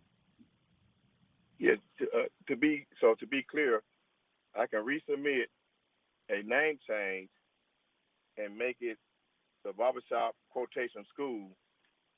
Memphis Barber College will become the Barbershop Quotation School, and it'll have an annex location inside the mall. Is that right? I can resubmit that way? That is, I'm seeing head nods. That is our understanding. So okay. The motion, to kind of reiterate and make sure we don't have any questions, that was amended. We have a new motion. Was motioned by Amy Tanksley, seconded by Ms. Monica Lemons, and it is to deny, as this is presented, giving the office the authority to review the barber shop mall location being the practical floor space. The Memphis Barber College is the license that will be maintained. There will not be a new license, so it is technically one school with an extension for the practical space to be at the mall. And the name of the Memphis Barber School will be changing to the Barber Shop and Quotations School. And so, Mr. Hammond, I do need to make sure that you're okay with that change, because that is the only way I would be able to review it and approve. If not, it would come back before the board in April. Am I correct in my correct. breakdown? Okay. Yeah, that's fine with me. The barbershop quotation school. Right now the name is the barbershop. Do I have to put quotation school? I was gonna put that in the public this way. Yes, my motion included that the name clearly reflect that it is a school. So I would not the motion that passed that it cannot be called the barber shop. There has to be an indication that it is a barber school. Gotcha. Okay, I'm fine with that. And Mr. Hammond, and I think I want to make sure, because I know you and I have had long conversations about this, the members agree that we don't dictate the name of a school. However, as Mr. Gambuza really pointed out, the confusion to the public concerns the members and in the misguiding the public or students. And so that would be the reason that they feel pretty strong that the word school needs to be there. Okay, sure, I understand. Or School of Barbering or whatever. Yeah. Just school. Okay. This motion has been dealt with, and the motion carried that the application was denied. Good. Correct. And so, Mr. Hammond, as it is, all the changes, if you'll take your time to make them, and then I will review them and go over them with Mr. Cross to make sure nothing's been missed. Okay. Thank you very much. I appreciate it. Thank you. All right. Thanks. Bye-bye. I may have to review my Robert's rules a little bit. Yeah, Ron. No, I think you did well. One motion got amended and then revisited. So unless Hugh stops us, I think No, we're it's okay. right. It's right. I was keeping up. He's on it. I was following it. Yeah, I mean, you can have an amended motion. Yeah. I think normally I probably would have said just table the first motion or get rid of the first one and just start a new one. But yeah, you could do an amended motion. You just have to be really clear what you're amending. That's why sometimes I have to. Are we sure? Let me just read this back. I'll take feedback. How about that? You just give me all the feedback you need on. I'll just stare at you. Next time. I feel that. I'm pretty good at that. Just start throwing things at me. All right. Ms. Roxana, what do we have next on our Thank agenda? you, members. And I want to thank everybody. This was different than what we've presented, but I think you asked a lot of questions, which is great. It keeps Hugh and I on task, and we will make sure to go over it and review the meeting recorded item if we have any questions. So next on your iPad, start on page 324. This is a new school. If you give me a minute to get to the right page. This is Caviar Beauty Institute. It's a new cosmetology apprenticeship school. Ms. LaShawn Johnson is on the call to answer any questions you have. This school is located in Collierville. I don't have the square footage for the school, but the application, floor plan, enrollment agreement, catalog, and contingency plan are all available to you. Because it is apprenticeship only, it's not considered a specialty school, but obviously it doesn't have any of the practical floor space because the curriculum is being taught only through the apprenticeship track. I turn it over to you, Chairman Gillihan. Thank you very much. And Ms. Johnson, if you could tell us a little bit about your school and your program. Well, good morning. And first, I want to make a correction. It's LaShawn Thompson. Oh, I'm sorry. I apologize. Thompson. And I'm sorry. I really wanted to be there, but I was feeling under the weather, so I like to protect others. So I didn't know what was going on. So I decided to stay virtually. So anyway, good morning. And I am very excited about this apprenticeship program. I was an instructor for a few other schools, and I love what I do. I saw a need for the apprenticeship program, especially because of the age of 16 and up. I worked for a nonprofit for 11 years, and I see a great need, and I am so excited to help young people get a career started in the beauty industry, as well as career changes.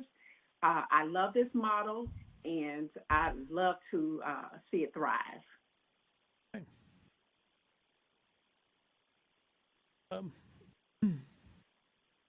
Members, do you have any questions on the Caviar Beauty Institute?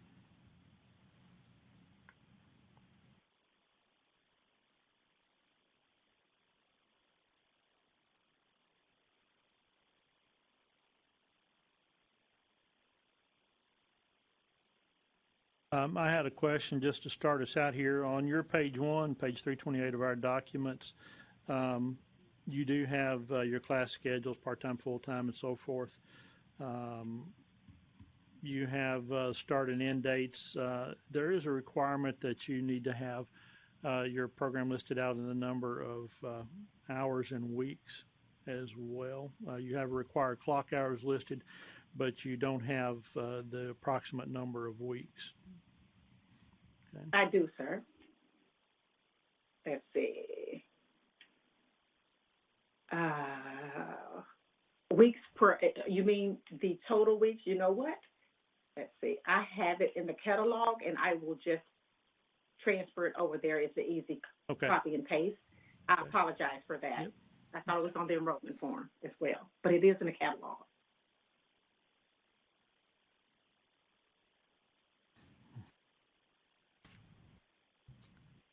I see that you've put a lot of rules in your catalog, and while I don't mind that they are there, a lot of these look like they are a copy and paste from the state board's website. I just want you to be very careful when you do things like that, because if a rule were to change, then your catalog would be incorrect. So instead of listing those there, you might want to refer them to, this is where you can find the rules, and list the state board's website so that they might keep up to date with the most up-to-date information. Unfortunately, I think that a lot of times if we print things like that and we give it to a student, it becomes their Bible that they live by for the remainder of their career, while we know that rules can change. So I just want you to be very, very careful about putting something like that in your actual enrollment agreement or student catalog. Yes, ma'am. I totally agree with you, but I do plan to update my catalog each year, but I understand what you're saying, and I will definitely adhere to that advice. Thank you. Can you tell me in your enrollment agreement where your anti-discrimination harassment policies are, and also your sanitation policy? The harassment and discrimination is on her page 15, our 342. Perfect. Thank you. Sanitation, though, if you could direct us to your sanitation policy.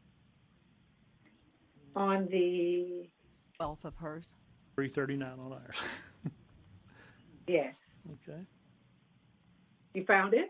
I did. Thank you. Thank you.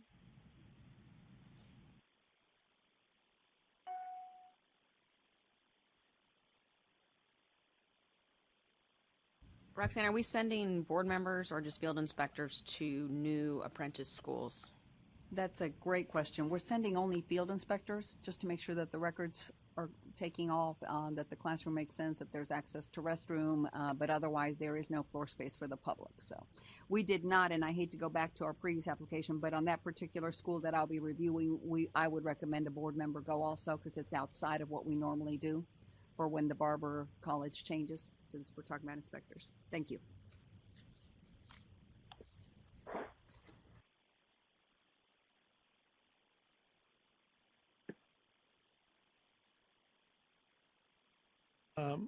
On page 345 of ours, excuse me, over. Oh, aesthetics. Am I saying that correct? 750 clock hours?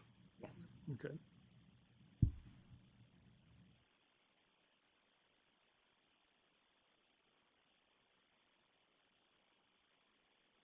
Do you see your contingency plans? Well, that's great.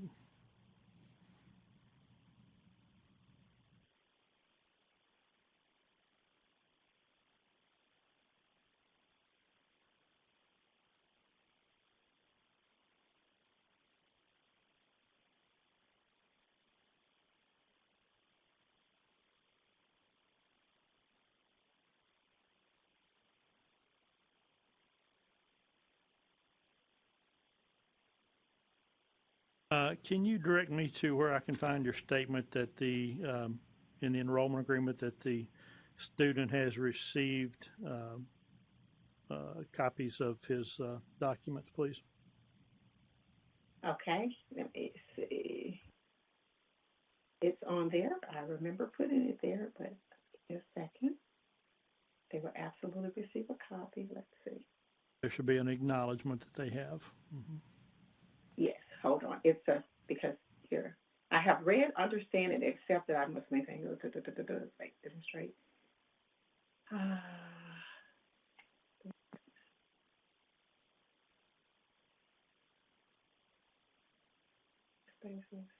Please. Oh, notice to all students. Please read all policies What page carefully. is that on, please? It's right above the sanitation policy. Okay, I'm looking at page 333, page 6. Okay. And it says, do not leave any spaces or acceptance process will discontinue. And then it says, please keep a copy in a safe place for your records. So I guess I just need to add that they were, I have read and received a copy of the binding documents, catalog, and enrollment conditions. Will that suffice, or should That'll be fine. That'll be fine, yes. Okay. Thank you.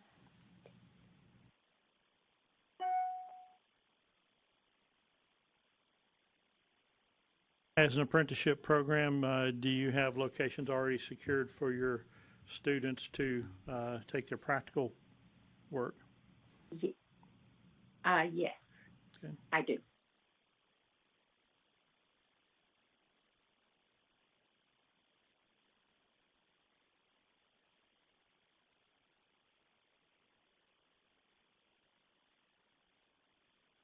Members, do you have any other questions?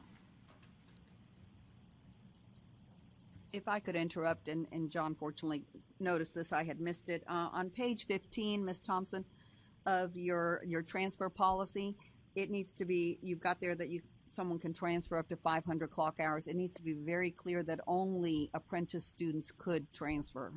And so Okay. it becomes, and you can understand that it becomes difficult to transfer someone once they're in the practical hours, and in the theory that would be at your discretion, but it has to be very clear that these are apprenticeship students transferring it.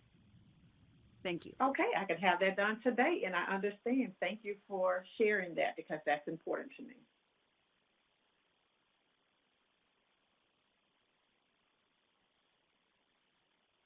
I'll make a motion to approve. I'll second. We have a motion Thank you so- and a second to approve with those corrections. Is that what I heard? Okay. Any other discussion? Would we send an inspector, you said, with this one? Just a field inspector, Field yes, sir. inspector with this one. All in favor say aye. Aye. Opposed say no. Thank you. Motion carries. Congratulations and good luck. Thank you so much. I appreciate it. Thank you. And that had a motion for Ms. Patricia Parsons and a second for Amy Tanksley. All in favor? Thank you, board members, and congratulations, Ms. Thompson. We are now on our last school application. This is a change in location, and it starts on page 372 of your iPads. Premier Nail Academy, and Ms. Keisha Scales is here with us. So, Roxana, after we take this school, we're going to take just a short break. Absolutely. Yes, that sounds great. Thank you. Board members, Ms. Scales is here in person to answer any questions you have. This change in location is a school in Memphis. The application enrollment agreement, catalog, and the floor plan are before you. And I'll happy to turn it over to Ms. Scales. Thank you. Thank you for coming in this morning. It's good to see you here. We appreciate it. Can you, this is a change of location, so I always have to ask, how far are you moving and what kind of inconvenience for your students? We're moving actually 3 floors up. We're actually in the same building. We were originally on the 1st floor just for more space. We moved to we acquired the 4th floor just to give us more classroom space as well as salon clinic floor space. So you wanted them to work on cardio, right? Yeah, well, you know what, they have a choice for the stairs or the elevator, whichever one they choose. All right, change in location, that seems like it's a pretty close one there. Roxana, the school is in good standing? Yes, ma'am. Thank you. I think we moved from about 1,800 square feet to about 2,200. 2285, I think, is the whole 4th floor, pretty much. So it gives us more than just one classroom. As you can see, we now have 3 classrooms, well, 2 classrooms and then 1 clinic floor. So it did give us more space to spread out to allow our students to move easier through the program and not feel as if they were confined into one space during their whole theory portion. Here's a real simple question for you. In your application, of course, you have, I assume, the new address for it, which is Suite 8. We moved from Suite 108 to Suite 400. Oh, okay, so you're on 400. So you have updated it already. Yes, sir.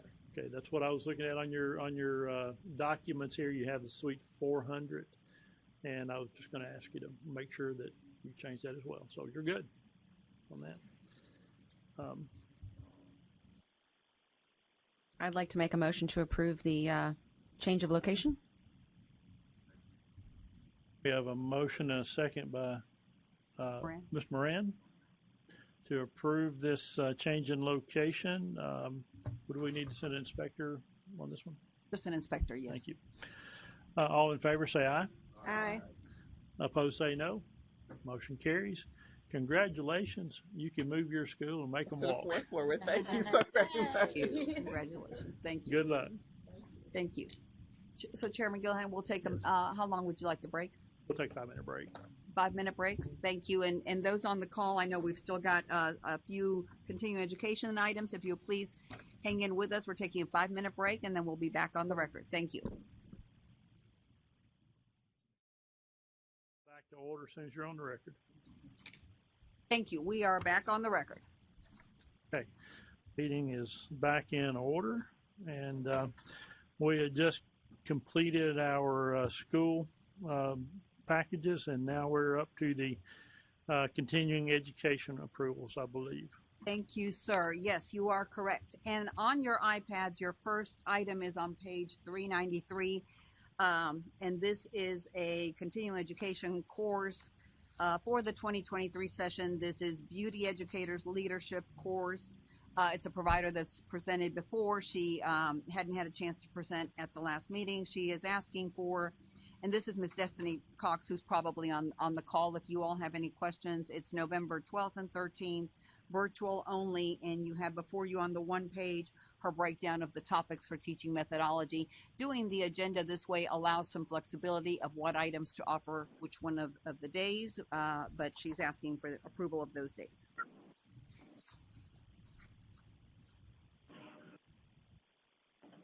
Make a motion to approve. Her classes are good.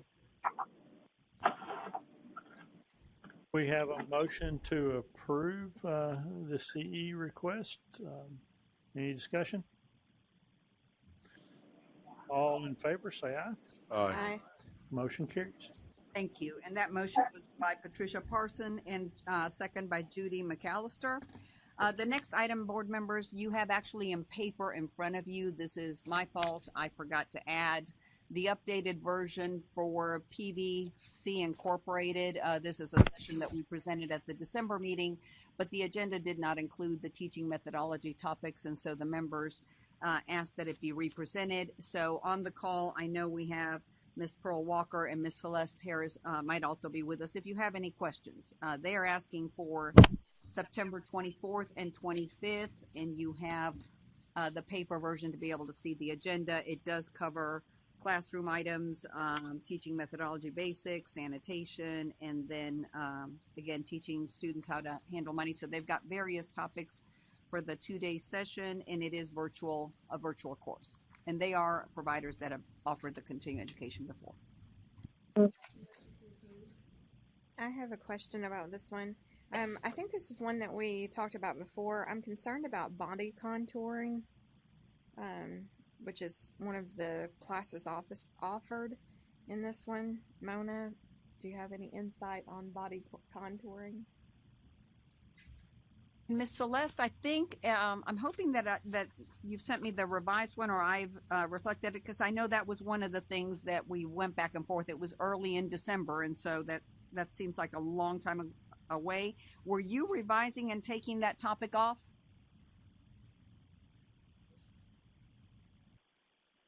Good morning. This is Pearl Walker, Celeste.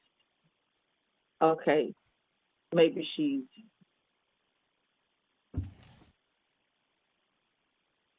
It has been offered before the past for past sessions. So this is Pearl speaking. Good morning, Celeste. Since she's not, okay, she can only, okay, I'm sorry. One moment, everyone. Thank you and good morning. Okay, it's been offered in previous sessions. It's still on the agenda. She's on a plane about to take off, and she was trying to hold on as long as possible. But I will share this. So the body contouring class is a class introducing instructors to new machines in the aesthetics industry and address non-invasive body shaping positions that are being offered in spas today. We have added 4 basic teaching methodology classes. That's such a tongue twister for me, and I do apologize, to our itinerary, and that has been submitted. Roxana does have our updated itinerary.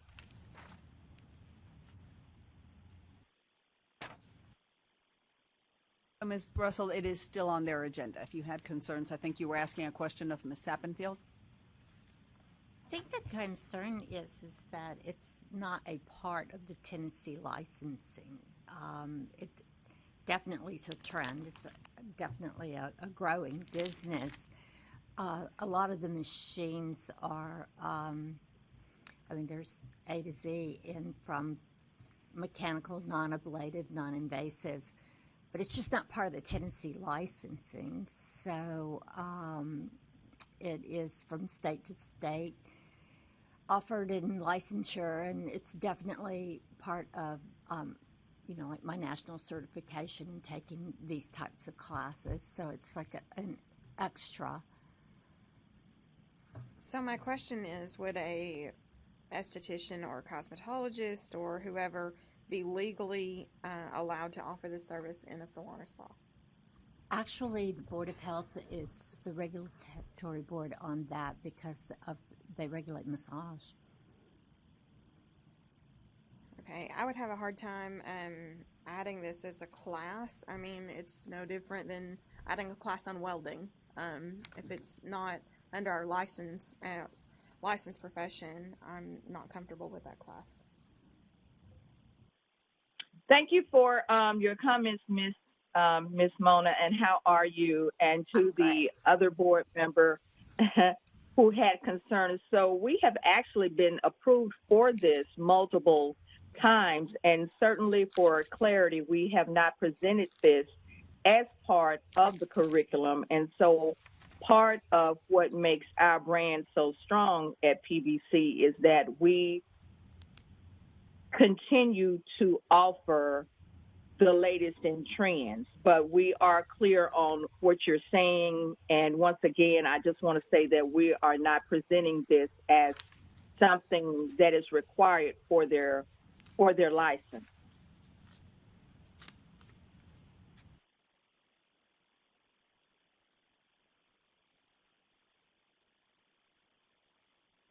It is teaching methodology, though. Is that what you said earlier? Yes, we have added methodology. We have added 4. Have any other questions? We've added a segment to include 4. Small group instruction, project-based learning, inquiry-based learning, and flipped classroom.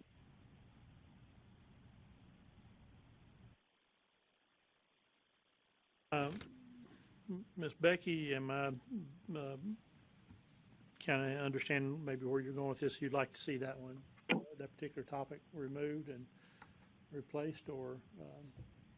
I would prefer that it would be removed or replaced, in that we can't teach that, and I don't want to ever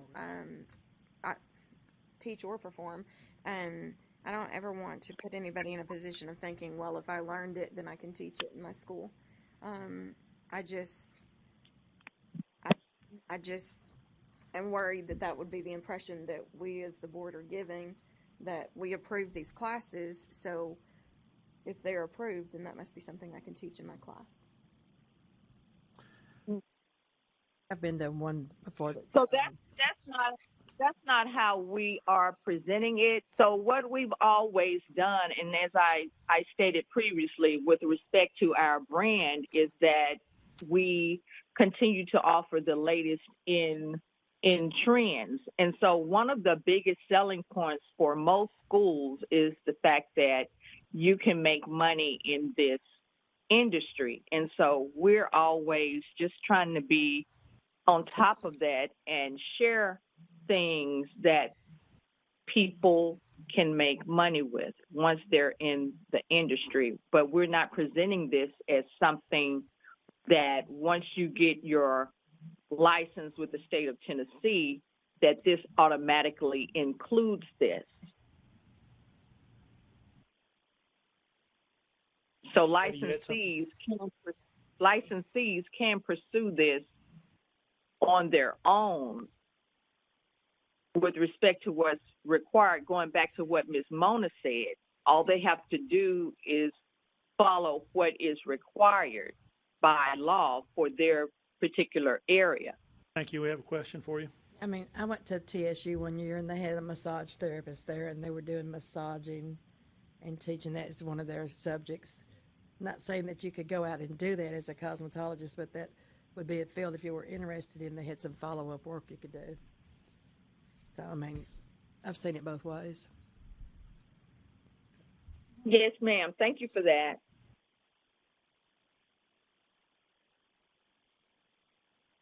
If you'll press the button, there you go. Now I see it. Okay. Is this something that falls under a doctor's? Massage is, except for facial massage, is covered by cosmetology and our regulatory board. If we were talking about a full body massage, it's under the health department, and the reason why they're under the health department because there were some gray areas with physical therapy and definitely medical spa. There's language in the section 63, which is, medical, that if you're operating a device, so if they're being introduced to devices, they would have to take that next step, unless it was microdermabrasion or the aesthetic stack of steaming and high frequency and those things. They would actually have to be working under medical direction or under a medical supervisor, and we've defined what a medical supervisor is and everything. But manufacturers, their sales reps, their training people, and then for licensure all the time have some conflicts, and the students do get confused. I learned this when I was teaching laser hair removal and things like that with devices. And it's just definitely a growing field, but one thing opens another thing unless you're working strictly under scope of practice. And massage is not in our scope of practice. Thank you. Mm-hmm. It sounds to me as if the instructors would be a target market for this knowledge, but outside the realm of our responsibilities, right? So, I mean, to me, it almost sounds like it would be an advanced education offer to anybody that would be interested, but not inside the scope of continued education of what lies under us to govern. Sounds like a free market, kind of no different than if somebody was going to do an advanced color class. I think that's the word I was grasping for. It's more of a free market. Yeah. I'm sure it's very valuable information, but I don't see how it would translate to the needs of the licensure that we're responsible for. Not the needs of the licensure, but the need for other opportunities. And as a former board member, I assure you that we are not misrepresenting, and we are not offering this in the context of this is something you need for your training, for your exam. This is under additional profit centers that you can create within your business. But we are clear on what you all are saying, and we appreciate all of the comments and concerns. And I would just like to mention again, we have offered this before. We have been approved for this before.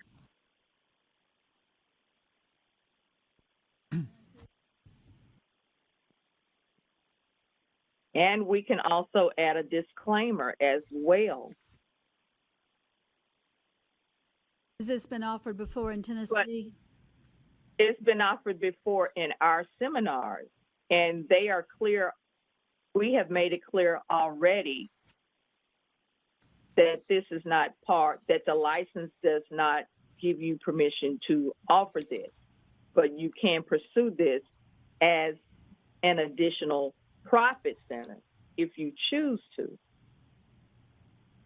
And that's all we're doing. We're just trying to let people be aware of the opportunities that are out there in addition to this. And we have had previous, and also might I add, in addition to being approved before, we have had board attendees at our seminars as observers and in for their required CEU hours.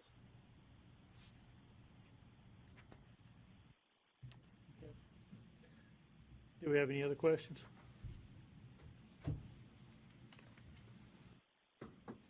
Do we have a motion? So moved. We have a motion to approve. Do we have a second? Second. We have a motion and a second to approve this continuing ed program. All in favor say aye. Aye. Opposed say no. No. Ayes have it, and motion carries. I can abstain. Abstain? Yeah. Okay. Oops. We have one no to abstain. Motion carries. Thank you. Thank you, everyone. Congratulations and good luck. Yes, thank you again. Thank you. Mm-hmm. Board members, we have one more update as far as continuing education, and that starts on your iPads, I believe on page 394. And this is Miss Amanda Manigault is on the call with us. The board will recall there was a presentation originally done for this in August of 2022. At that point, a couple of board members did attempt to complete this session, but you have various questions, so we had requested that she participate and answer any questions you have. Miss Amanda, are you on the call with us? Yes, I am here. Thank you. Chairman Gillihan and Ms. Russell, I will turn it over to you all for your questions. Thank you very much. And that was on 394, correct? Yes, that is correct.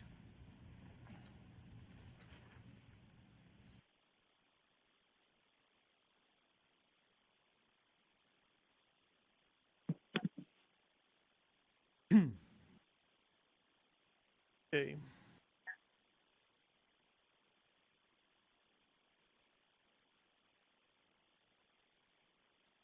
Roxana, this was a represent, am I correct? It is. The course is offered online for our instructors. I believe the three board members that are instructors had access to the online piece, but I think in all three cases, definitely Ms. Russell, you had given me some feedback. You got stuck and at some point had to wait on something to be graded and come back to. So I know there were some concerns with those moving pieces.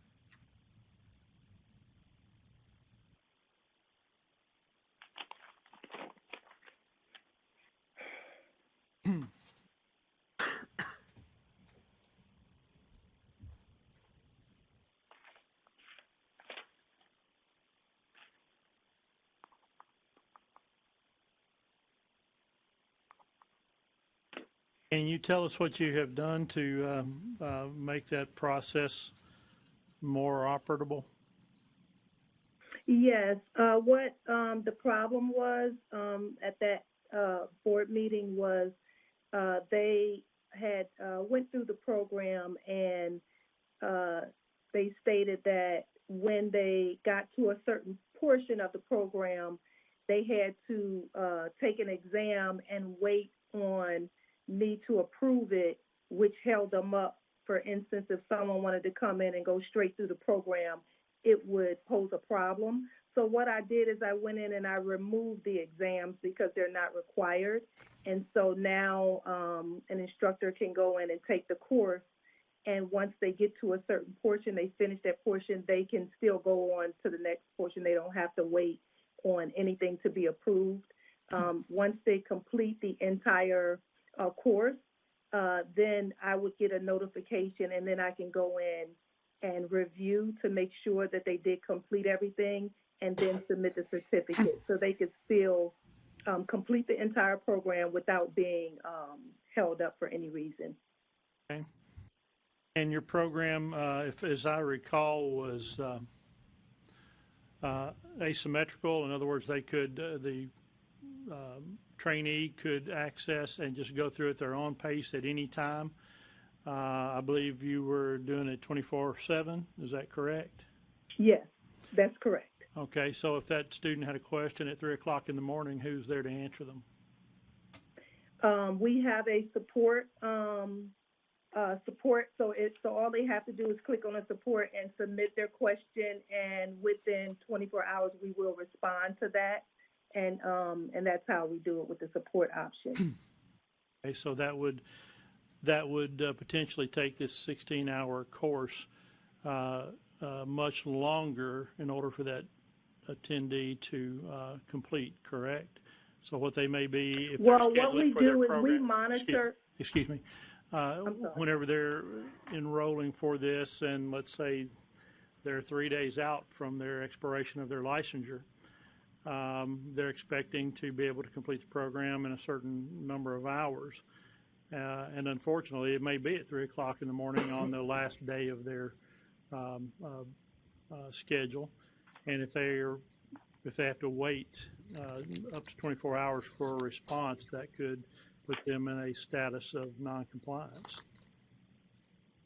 Well, we monitor the program throughout the day. In fact, we do monitor the program 3 times a day, 8 o'clock a.m., 3 o'clock p.m., and 8 o'clock p.m. We do state that, and I can change that we have up to 24 hours to respond, but we do monitor it 3 times a day, 7 days a week. The program is still asymmetrical, and the attendee is completely at their own discretion. What have you done regarding the issues of being able to advance through at a greater speed than permitted? So in other words, if I'm going through your program and it's supposed to take 20 minutes to do this particular segment, am I still able to manipulate that and shorten that time down to 15 minutes or 10 minutes? No, each segment is timed, and you cannot move ahead. You have to complete each section before you can move to the next section. So everything has a time on it, and you cannot move ahead. If I'm remembering correctly, there are several places in here where you're asked to watch a video or see a PowerPoint presentation or something like that, and then at a certain point in time, then it's kind of like, okay, well, make notes and reflect on what you've learned, and nothing else is happening during that time. So you're just given a certain length of time to reflect on what you've learned, rather than learning more information or given a test or whatever it may be.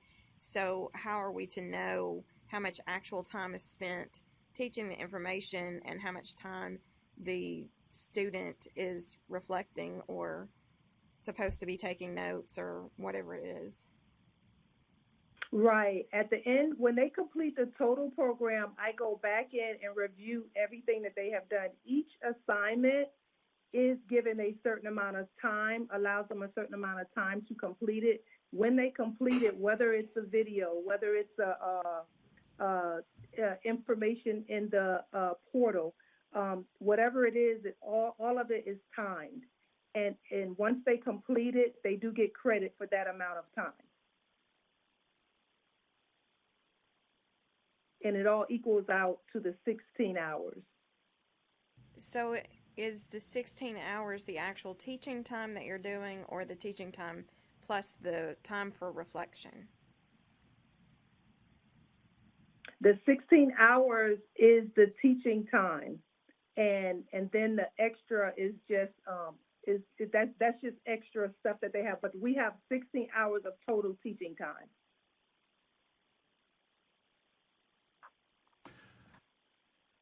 I think one of the main concerns I have here is I don't believe we've been approving asymmetrical programs along. Everything has been symmetrical so that the teachers were readily available at the full time when everybody was, or when the attendees were actually engaged. So I don't think that has changed in this particular application. Is there a reason why why you wouldn't be able to approve an asymmetrical program that meets the qualifications? Well, one of the qualifications is that these attendees are actually fully engaged for the time period offered.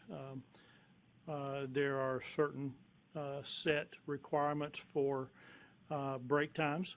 You have to have a break at least every 2 hours in the program, and given the fact that with any type of online learning, certainly there probably is some avenue for building schedules into that teaching time, but I think the intent was that the student is learning for a period of time that's fully engaged, not, well, I can put a video on and let that play for 10 minutes and spend 30 minutes just sitting looking at a screen or being blank or not being fully engaged. Also, there have been constantly issues with being able to fast forward through the videos, fast forward through some of the different components of some of these online units, and therefore students find ways to get around whatever safeguards you have. So without that engagement of the instructor during the full time, then I believe that they're not getting their full instruction. Okay. Well, I mean, in this particular course, they cannot fast forward any videos or anything like that. I have that totally locked. So they would have to go through the entire video or whatever the education is that they're going through at that time. And as well, the engagement would come in with the board that we have. They can go in and post comments, and other people can respond to those comments. I can respond to those comments, and that is engagement. Yep. But as you said earlier, that engagement may not take place for up to 24 hours after a question is asked or a comment is made. There is a lag time or a delay in there. So, again. Right, but I also stated that I can change that comment because I am on the board 3 times a day, 8 a.m., 3 p.m., and as well 8 p.m. So I can change that particular comment to state that, because clearly I am on there 3 times a day, but I just didn't have that noted on there. So I can change that. And I can go in there even more often, 4 or 5 times a day, to check it for comments and things of that nature. Okay. Thank you. Do any of the other members have any other questions or comments?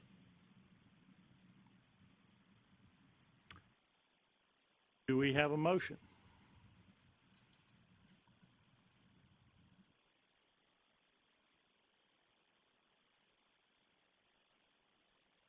Territory that we haven't approved before. I think we're all kind of worried about how it would do.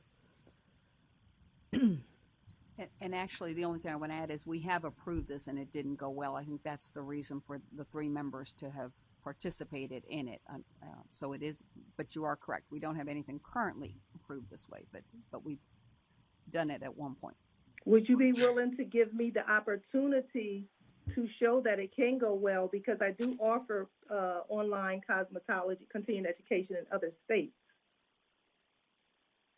So the benefit of this would be just that someone could take this class with the expectation they can do it on their own time completely, after work, at night, in the morning, and they could do a couple hours here and a couple hours there, which is different than what we offer now, which is, 2 8-hour chunks. This could be done over a month to get the required 16 hours. That might work for some people as long as you can keep up with that, right? Absolutely. I would be able to keep up with it. This is what I do. I monitor this on a regular basis. I'm a licensed instructor. I've been licensed now for over 20 years. I'm actually licensed in several states. I've been offering continuing education now for about 7 or 8 years. So I'm well qualified, and, given that you have these certain requirements, I can assure you that I will meet these requirements. And if you are willing to at least approve it, to give it an opportunity to see how it goes, I think it will go well. I really do. I think the concern is if someone's running up to the deadline of their license expiring, which seems to be sometimes the case. And that's another thing, you know, I keep up with all the licenses that are expiring, so I would know to put in that, I would put in that extra time around that time that the licenses are expiring so that I'm able to meet the needs of the instructors. Because I'm here for them. At the end of the day, I'm here for them, to help them and to make sure that they get what they need to renew their licenses. So around that time, I will put in extra time. So whether it's, you know, whether I'm on the portal all day, because I work from my computer, so I have my computer open all day. I say 24 hours, and that's why I said I can update that, but I'm at my computer all day. I get a notification anytime, you know, a student is on. I can see when they're on. I'm not there 24 hours a day engaging with them, but I have the material to engage with them. And most of the time, if they submit a comment or a question, I'm able to respond right away. Just curious. What do we have in place that would either validate the model or indicate it's not working if it's a run? Whenever we've done this in the past and it's been presented in the past, board members are given access to go through the programs and test them for yourselves. Now, we're investing 16 hours of our time to actually go through and measure the whole program. What we've found historically is that technologically, people have been able to advance through various segments and still get credit for being in the full attendance and compliance. Myself, on one particular system that we checked, I think I had 4 or 5 separate computers going and logged in on all of them at the same time, and 10 minutes here, 10 minutes there, and there are just no safeguards and procedures to ensure that, number one, the attendee is actually being engaged. And engagement, if you're doing this in the symmetrical format where, say, a Zoom kind of situation, and that's not a preferred method or anything, it's just an example. Typically, a provider every few minutes will have a system where they may have everybody hit a button, you know, to show that you're listening, you're engaged, you're in front of the unit, you're following along. They'll ask questions, you answer the questions. They have different means to ensure that the attendee is actually there as best they can. And of course, in the case of Zoom and so forth, they've got their cameras going so they can see if you are the person that matches your identification and so forth, or you've got somebody, you know, your 12-year-old sitting there just pushing buttons. So that's the kind of concerns that we've always encountered and had. That is one of the most pressing concerns that I have about the asymmetrical format. Certainly, I'm sure there's technology and ways out there that make that work. Our testing company, PSI, for instance, administers exams and tests online, and they have software that measures biometrics to make sure that you're, you know, and this is a test situation, so it's a little different, but they make sure that you're looking where you're supposed to be looking, and if you're looking a certain way outside that scope, then it will automatically shut down your test. So they're electronic security measures. Most asymmetrical systems that we've had presented are far lacking in those kind of accountability issues. That has always been my finding when I've reviewed them, and I've reviewed, I believe, all of them that's been presented to us. So, ran into any of that in public education?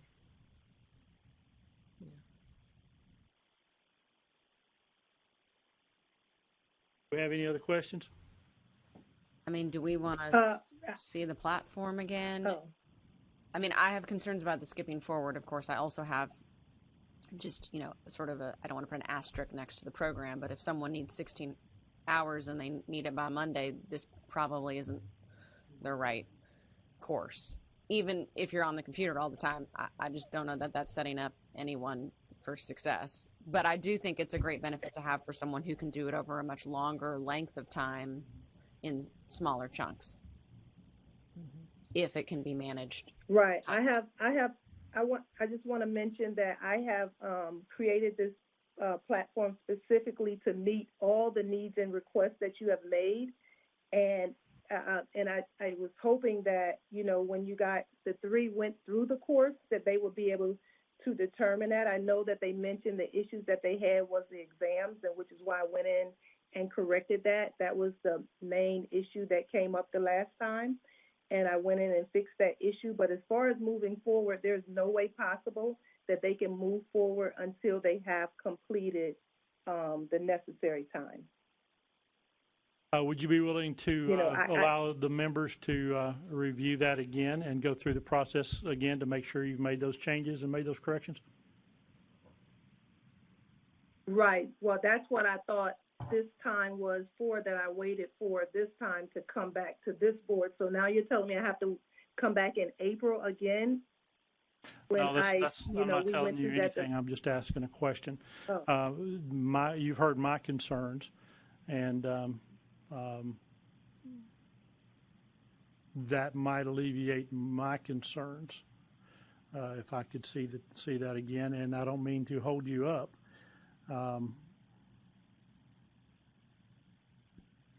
But I'm saying that right. I do have strong concerns here. So.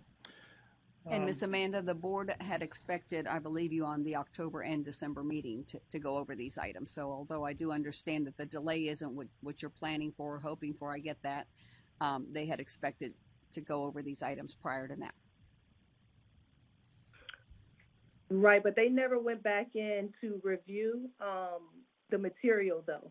After I've updated the material, they never went back in and reviewed it. And I was at the last meeting. It's just that my computer went down, but I was there. And, so I'm just saying I've waited, the time, and I thought that would take place, and it didn't. So, that's, I went in and did my part. I went in and updated everything, and it's an excellent program. And I'm just asking for the opportunity to, initiate the program. And then if there's a problem, then we can address the problem, at that time.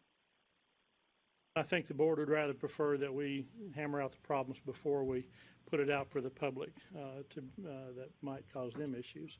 So at this time, if we don't have any more questions from the members, do we have a motion? I'm just kind of curious, where is she accredited to offer this program? Other states? What other states?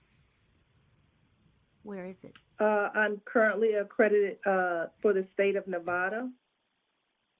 And I offer the course in North Carolina, but North Carolina is not state monitored, but I am approved for Nevada, and my paperwork is also currently in the state of Illinois. I did offer the program in Illinois before, and I will be offering it again shortly. It's in there, and I'll also be offering it in the state of Georgia. But right now, I'm offering it currently in Nevada. Thank you.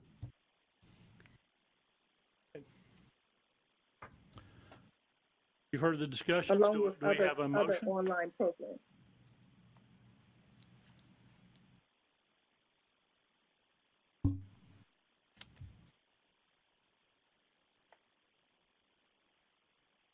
Do it again? The technology? I mean, is that? I think the whole board I'm sorry? need to look at it. I think for myself, the asymmetrical component of this, so that there's not direct engagement, is a concern that I have. I love technology. Those of you who know me know that I'm a proponent for most of these things. In our particular instances so far, I have not seen that successfully demonstrated for me. Maybe you have, if you want to take a look at it. But,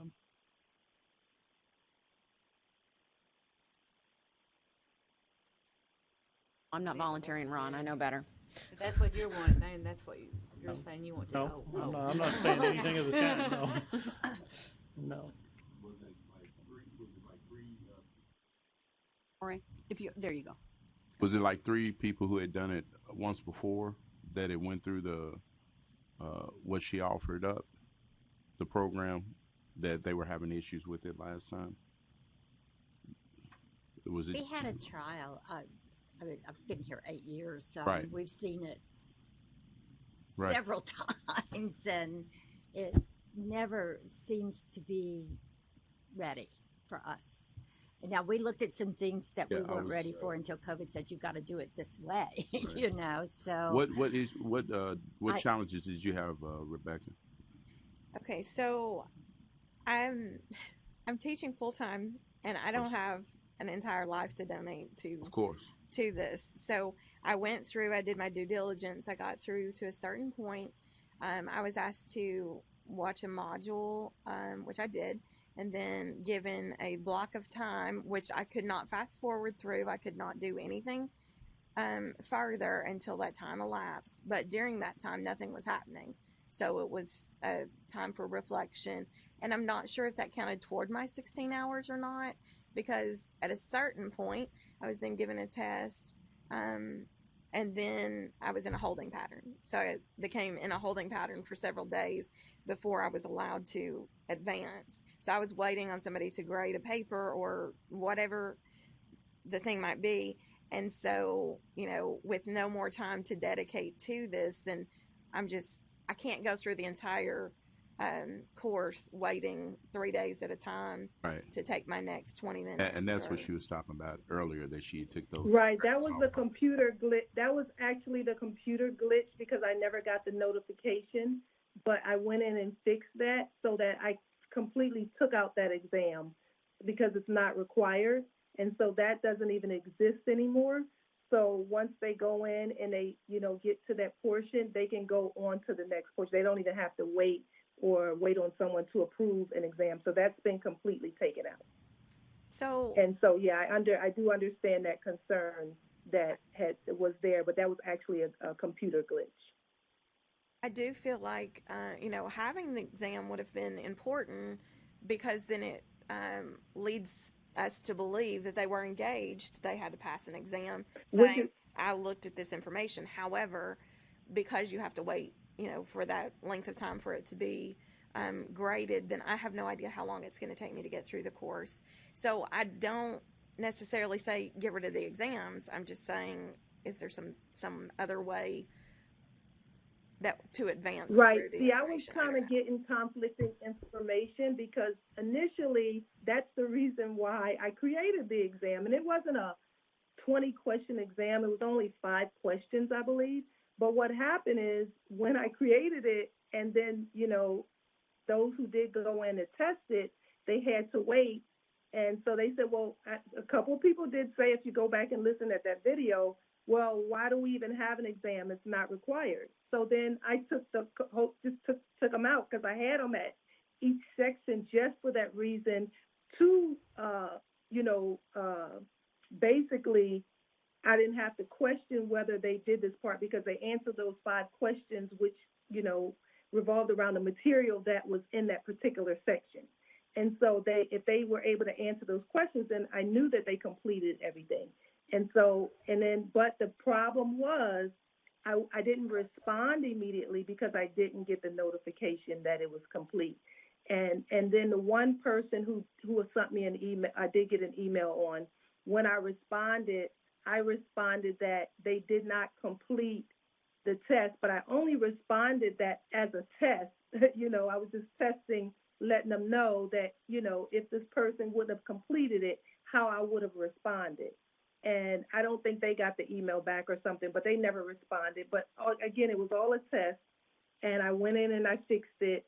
And I did take the exam out. But that was my whole purpose of putting the little 5-question, you know, really wasn't an exam, but more like a quiz, you know. And that was my reason for putting that in there. But I did take it out, you know, just to solve the problem that, you know, was mentioned at the last meeting. So I can put it back in if that's necessary. Thank you very much. I'd like to make a motion to deny this asynchronous offering at this time. I'll second that. We have a motion by Ms. Tanksley, seconded by Ms. Sappenfeld, to deny this asynchronous continuing ed program at this time. All in favor say aye. Can I just ask a question? Opposed say no. The motion carries. The program is denied at this time. Thank you, Chairman Gillihan. We are going to proceed to the legal report, given that our applicants to present have completed. I'm going to turn it over to Hugh Underhill. Thank you. I'm sorry. Mike, staring at him and mixing. Mike, it is yours. Hello, Mike. Hanging out. Items on the legal report. We have 8 represents, 8 Barber cases, and 43 cosmetology cases. I know you need some time to review, so I will stay silent until there are any questions. And members, especially for our newest member, you'll have to click on that little arrow to switch out of the presentation into the legal report, since we don't know where we'll fall in timing. That's all we saved as a separate document, and it is the report that was emailed to all of you. Thank you.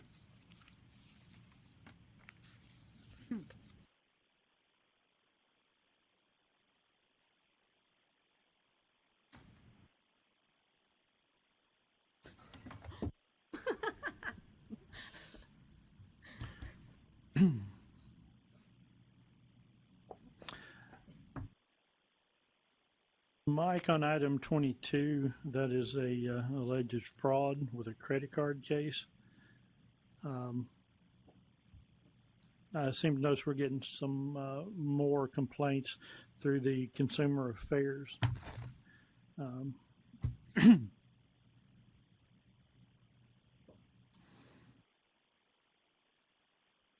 We have, in this particular case, do we know that there was a fraud here, or is it just an allegation? Or It's my understanding it's just an allegation. I mean, if there's some specificity, I'll add that to it. But we don't have any charges filed or anything like that from the Attorney General? That I do not know. You can obviously file a complaint with the Attorney General, but typically once they realize that it belongs to another agency, then they will, as a courtesy, forward it on to that other agency. Mm-hmm. It says due to this complaint, inspection revealed that there was an unlicensed cosmetology shop. So did that open a different complaint? You're referring to item 22? Uh-huh. Yes, an inspector did go down and found that it was an unlicensed shop. So Okay, so there's our $1,000 fine on that? Yes. Okay, okay. I was wondering how we got to $1,000, but I didn't quite see that clearly.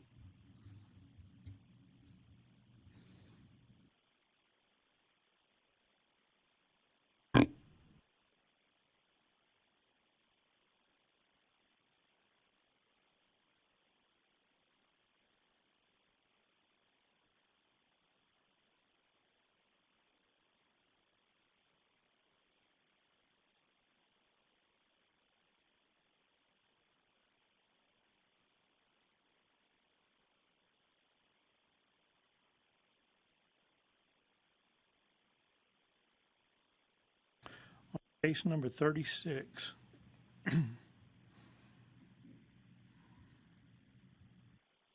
That's page 13 on our reports. This is the school we discussed last time. And that was a complaint filed by the office. There were 2 schools on this sort of. Yes.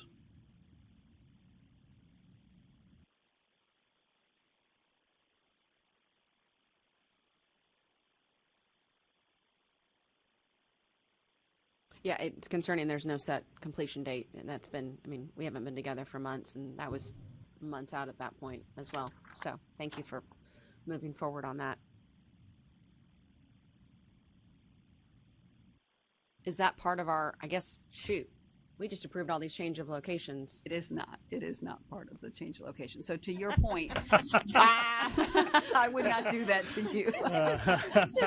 So to your point, this school can at a future date apply for a new school. It's actually a new school, yes, because with this done, then they have no more school license. So they'd apply for a new school. Going forward, as we approve these change of locations, as we did this morning, I guess we need to be very clear about timing. Is that part of the application? Is Yeah, I would never present a new application with an open complaint like this. Okay. Everything's redacted, so you'd have no way to really connect the pieces. So it really wouldn't. I think Mike and I would have that conversation and figure out what to do.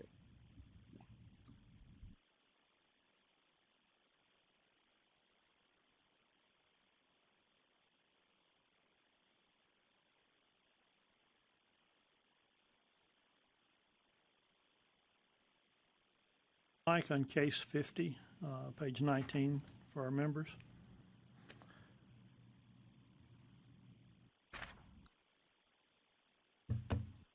Have we had any response or any communication from this particular entity? Roxana, we have on that. I think Roxana and I actually spoke about item number 50, and I think it's Roxana, correct me if I'm wrong. We did receive a response that the school was going to close, but I think we want the added insurance of a signed voluntary revocation in that matter. Yes, Mike is correct. And in this particular case, similar to the question Ms. Tanksley posed, if the school is ready eventually to reapply, that's how they'd have to handle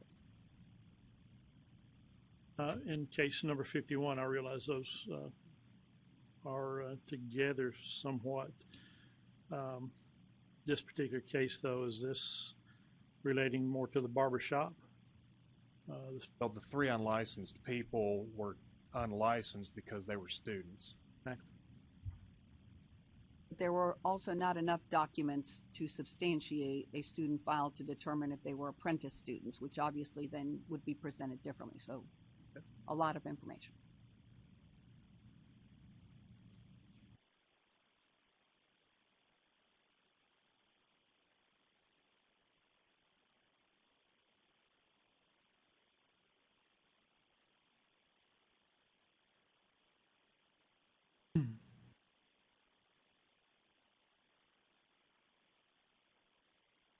Case number 52 has been resolved through the legal system, correct?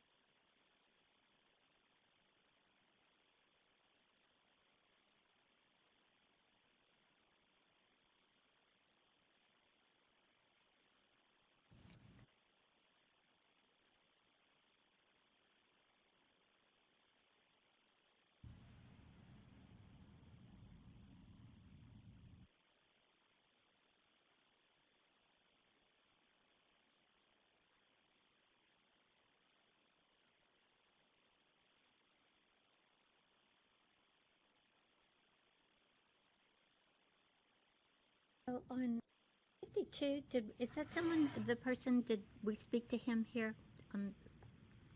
Did he come before the board on? That was a summary suspension. I believe it was presented back in December of 20.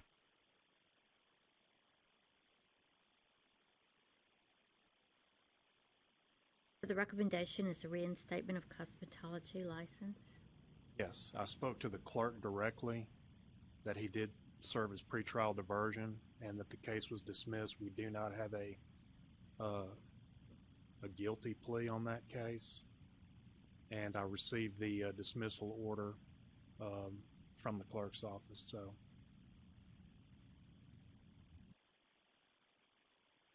he has no criminal record. Pretrial diversion is same as it didn't happen, correct? Okay, thank you.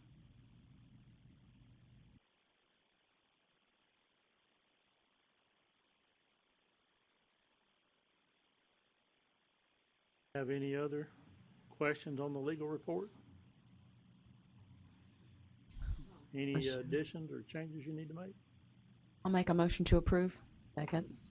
We have a motion and a second I'll to second. approve the legal report. I'll second. All in favor, say aye. Aye. Motion carries. Thank you, Mike. Appreciate it. Very much, Mike. Board members, thank you. We don't have that much further to go. I'll give you a second to come back to your presentation, and we are on our miscellaneous items, which start on page 401.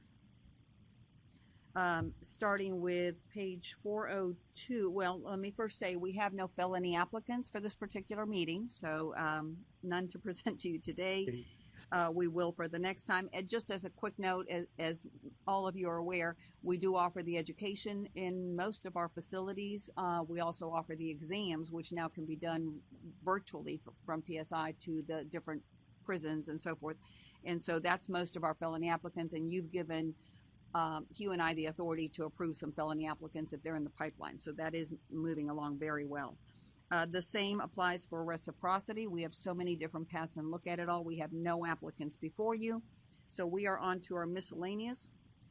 And I will start with the request to waive the need to retest. This is pursuant to Rule 0200-01-.10, which states that an applicant must pay for and apply for their initial license 6 months after passing the examination. The board has given me the authority for good cause to extend that for an additional 6 months. Anyone that is past that time would have to come before the board. You're looking at an application from Ms. Jessica Mason. Ms. Mason has presented an explanation that her financial situation and health issues also added with the lack of time for her to complete the application.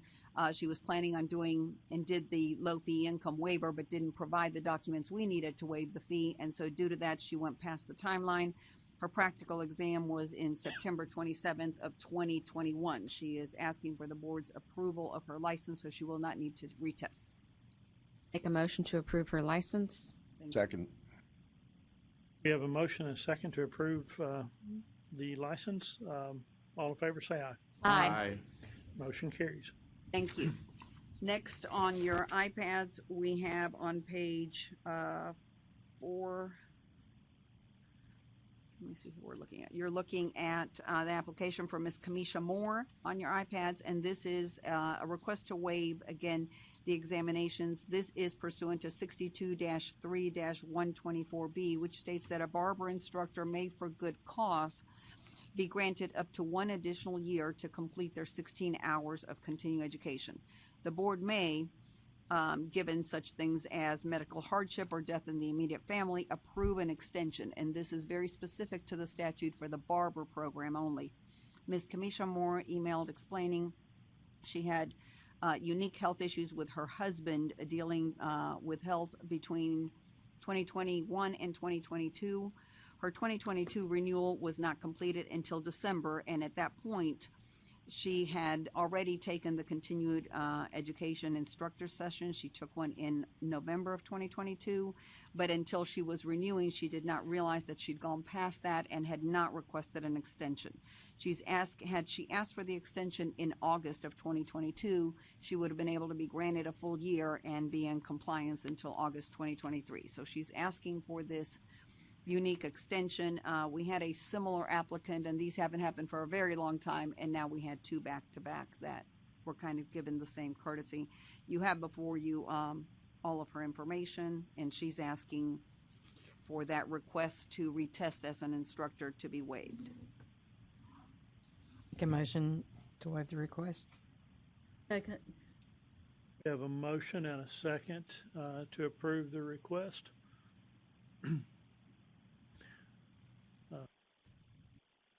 Motion by Ms. Judy McAllister. Motion by Patty. Patty, thank you. And second by Ms. Judy to Thank you. approve.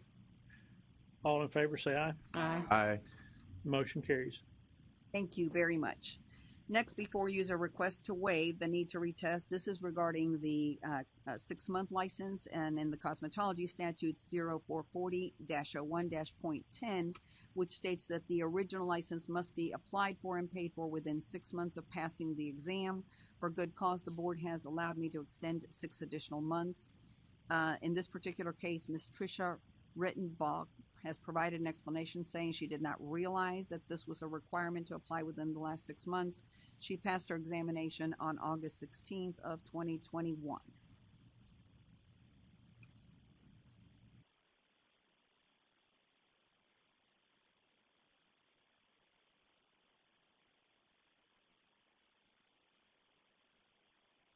She has on page 425 actually got her note notarized, explaining that she did not realize this requirement. Is this for her license or her instructor license? But this is her actual license. She did not apply for her original license within 6 months. She passed the practical on August 16th of 2021. I make a motion we get her license.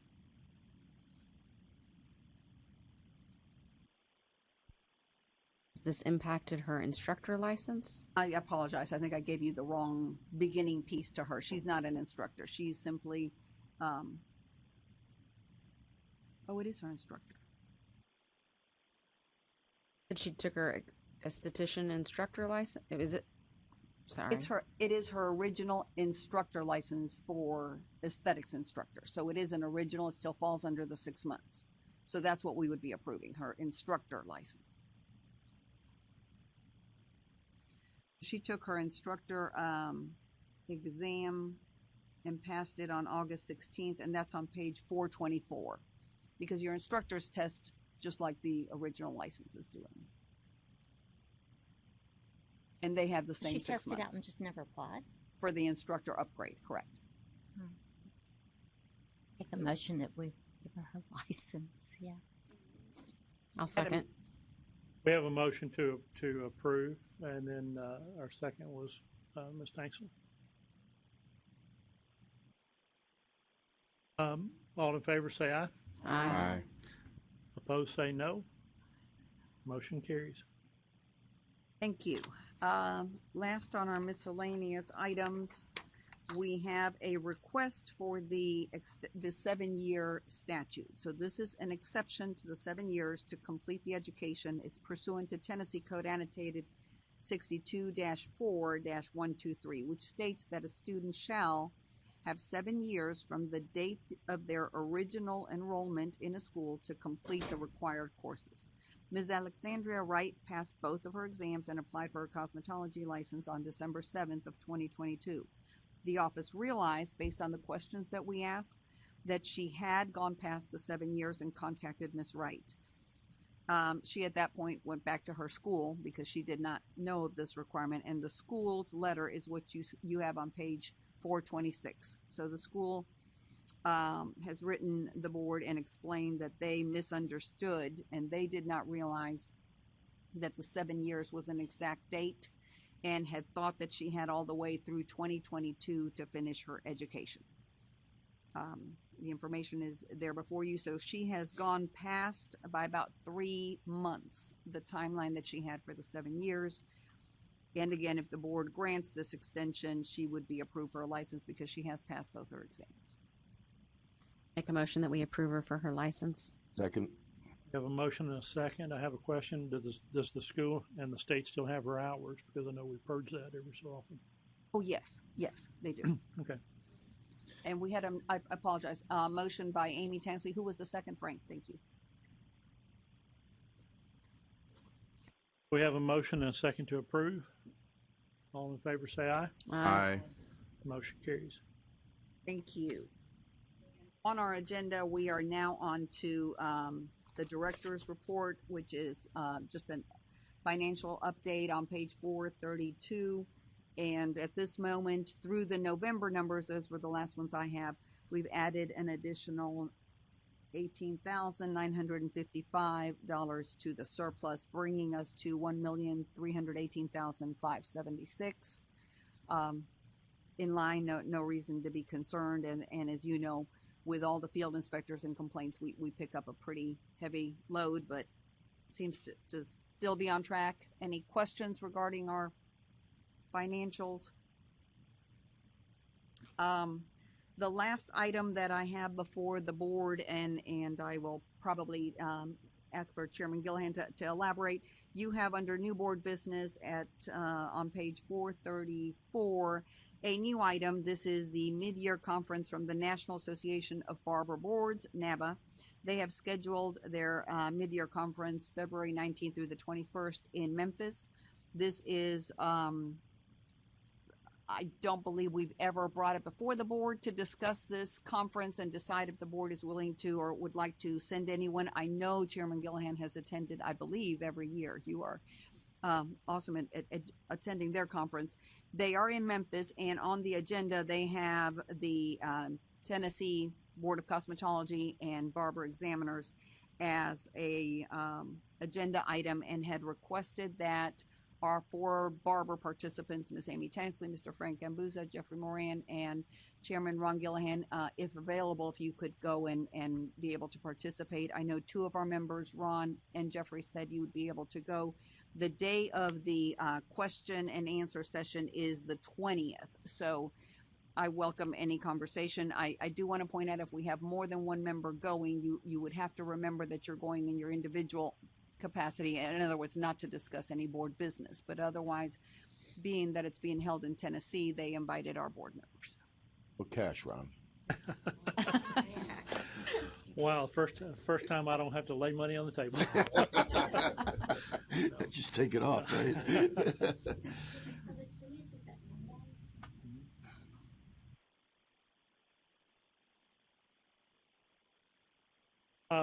For those of you who are not familiar, NABA is how we normally refer to it.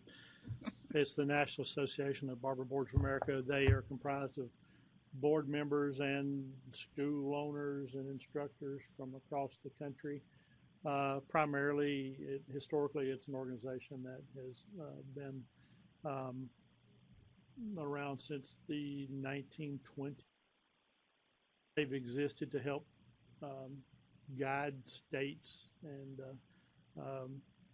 education across the country to kind of help things stay more cohesive. It really came about with the founding of barber schools and such back in the 20s. The original licensure across the country in the 1920s. It has an excellent education program. They have classes and training all day long on these things. They have speakers. We've had TBI and FBI and inspector generals and come and talk about different things. But industry related, it's really a good thing for us. While they've never asked, as I'm aware, they've never asked for Tennessee to consider their program when they're in the state of Tennessee to be considered as a continuing education hours. If they ever did, I would say that for an on-site visit, that is an amazing program. They have just really top education going on there. And it would be well worthy if their school division program ever decided to put on something. So if they ever requested, I'm sure we would hear. I do plan to attend, and Jeff, I don't know if you are, but I'd love for you to go as well, all of you. Ron, I did get an invite. I checked because we talked about it earlier. I have something pending that weekend. I'm going to see if I can't get out of it and join you guys. Okay, great. Since it's hosted in different states every, I think twice a year they have meetings, but it's hosted in different states every time. It was in Tennessee and Nashville just a few years ago. Frankly, we didn't really have a great turnout of Tennessee folks. We had other folks there, but we had a handful of Tennessee folks, but and I mean practitioners as well as, of course, our board members were there. But it'd be nice since it's in the state of Tennessee, some of us could go.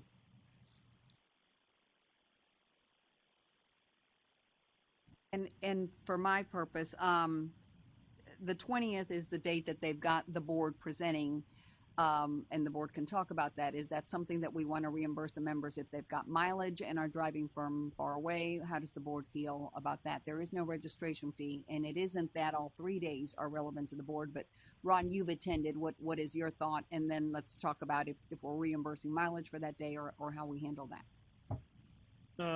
Typically, it's like most conferences. You'll have the first day is people are gathering, and they'll have some events in the afternoons and evening. Second day is full days schedule, and the final day generally runs about a half day with morning sessions, and then finally everybody will make their departure and take care of a little housekeeping business. When's the next meeting, kind of things going on. I go when it's on my dime. I go when it's not. It doesn't matter to me. Ron, we got a lot of dimes according to this report here.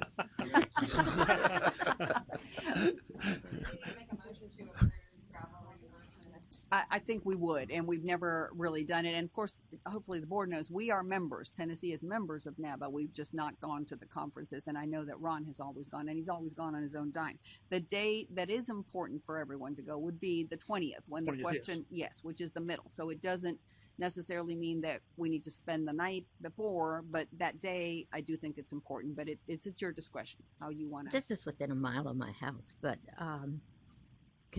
would it be okay just to go for that board? Sure, Oh, yes, absolutely. yes, and that was you don't the have main to attend invite. the whole thing. Yeah. That's I think what Roxanne is saying. Yeah. And if you want to come, Monday would definitely be the day to be there because they'll have questions.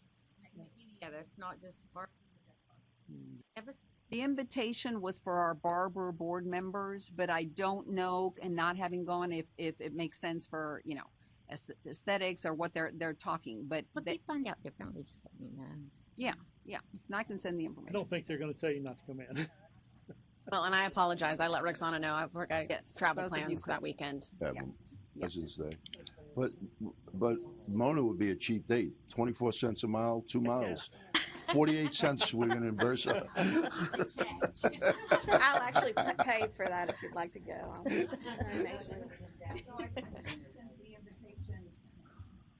The invitation is for the 20th. If the board is in agreement, and you all would, that's why we're having the conversation. The mileage reimbursement makes some sense. I don't think the hotel accommodations and the extended time, because we've never done that, and it does stretch us, especially if we're having multiple members, spend the night. That would just be something to really Got it, guys. think It's about. not a boondoggle. Yeah. Okay. Just reimburse the ones that was invited, the barbers, and then if anybody And else they wants to go, invited it's just on the their barbers. own. That is correct. If Yeah. anyone else decides That's to fine. go, like Yeah. Ron, you're probably Yeah. okay. And I'm planning on going a couple of days myself. I won't be there for the Tuesday or anything like that, but definitely for the Monday and maybe the Sunday. So we want to need a make motion. I'll make a motion that we cover the travel, mileage, and do I also need to say per diem for our Barber members to attend this conference? I'll second it. Get my 48 cents. We have a motion and a second to approve the travel mileage and per diem for the Barber members who attend the NABA conference in Memphis. All in favor say aye. Aye. Opposed say no. Motion carries. And unless I've forgotten something, that is all that I have. I will turn it over to you, Chairman Gillahan, if you've got anything or any other board members do. And otherwise, whenever you're ready, we can adjourn.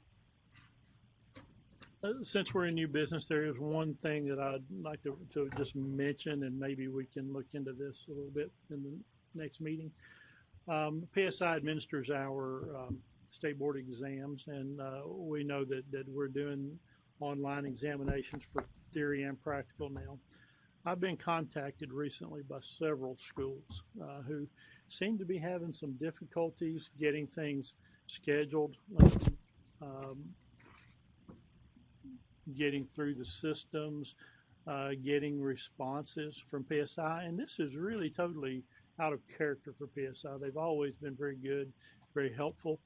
I know that they have their main online screens that students and schools use to get students registered and so forth for their exams. And then they have a Tennessee helpline for those who are having trouble in Tennessee. I've had personal experience recently where, frankly, I've emailed them through their main helpline several times since November and have not had any response through their main helplines. Whenever I contact them through the Tennessee helplines, their emails, had no responses to the emails, although they do have a phone number, and I've been able to get through the phone lines a few times. Have spoken to some of their help desk folks who emphatically insisted to me that Tennessee does not offer online exams. And other schools have had the similar experiences. I've had my own personal students. One young man who registered for his or was eligible for his practical barber exam. He and I were both told on different calls that nothing would, this was back in January, early January, that nothing would be available until the end of March for exams.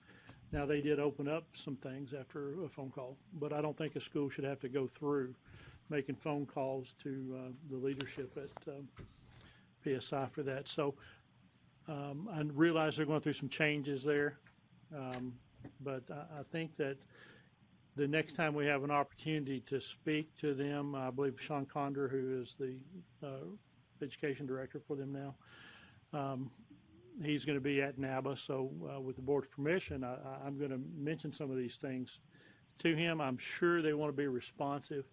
But folks, we had a testing company many years ago that the experience was that students who are graduating and they have jobs waiting, they simply need to take their test.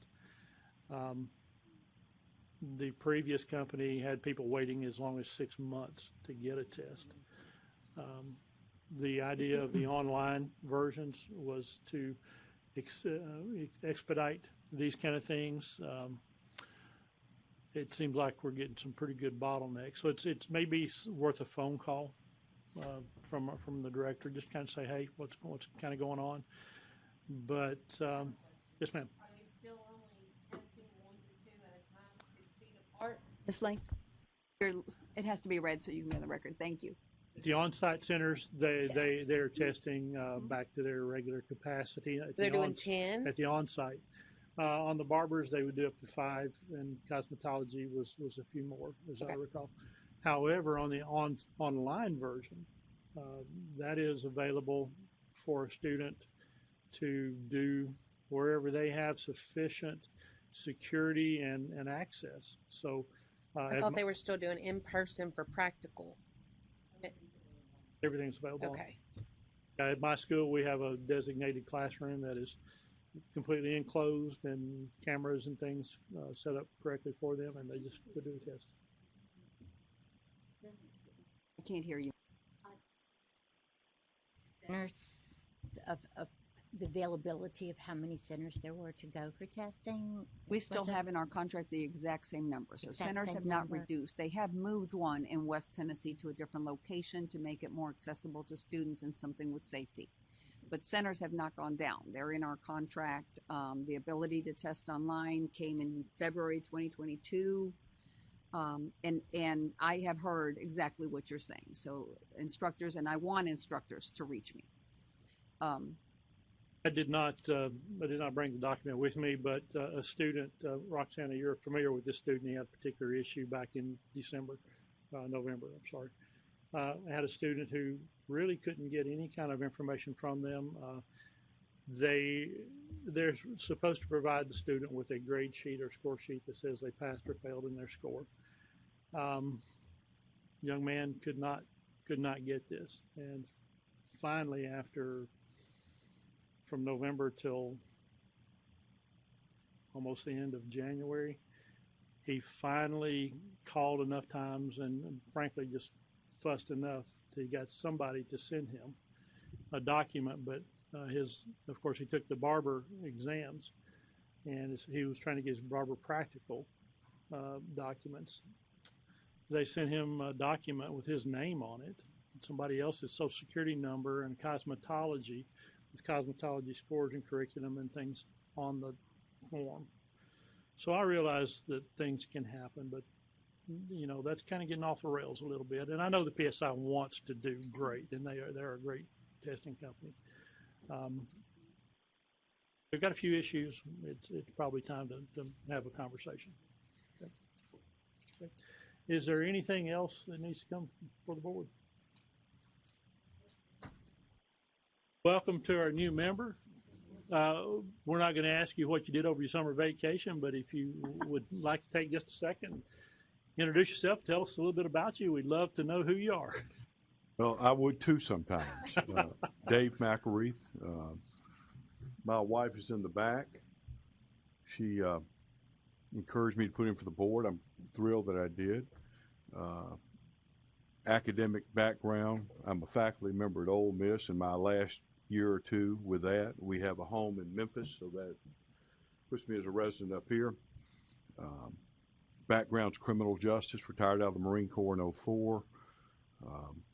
Thrilled to be here. Hair challenged. We can help you, man. We can help you. Don't worry about it. I'm concerned about You got that. your checkbook with you? We'll take a deposit right now. But thank you so much, Miss Roxanne, for you and your team. It's been a journey. I think I put in about, seemed like 1955 for this board, and it lingered. But really thrilled to be here, and certainly appreciate how gracious everybody's been. Welcome. Thank you so much. Welcome. We're glad to have you. Okay. With that, go, Ron, go. We are adjourned. Oh, we're going to have to do an motion. I make a motion to adjourn. We have a motion and a second to adjourn. Safe travels, everybody. All in favor, say aye. Aye. Now I'll gavel twice. Way to go, Ron. Robert rules. Robert's rules got me again. I'm going to have to brush up.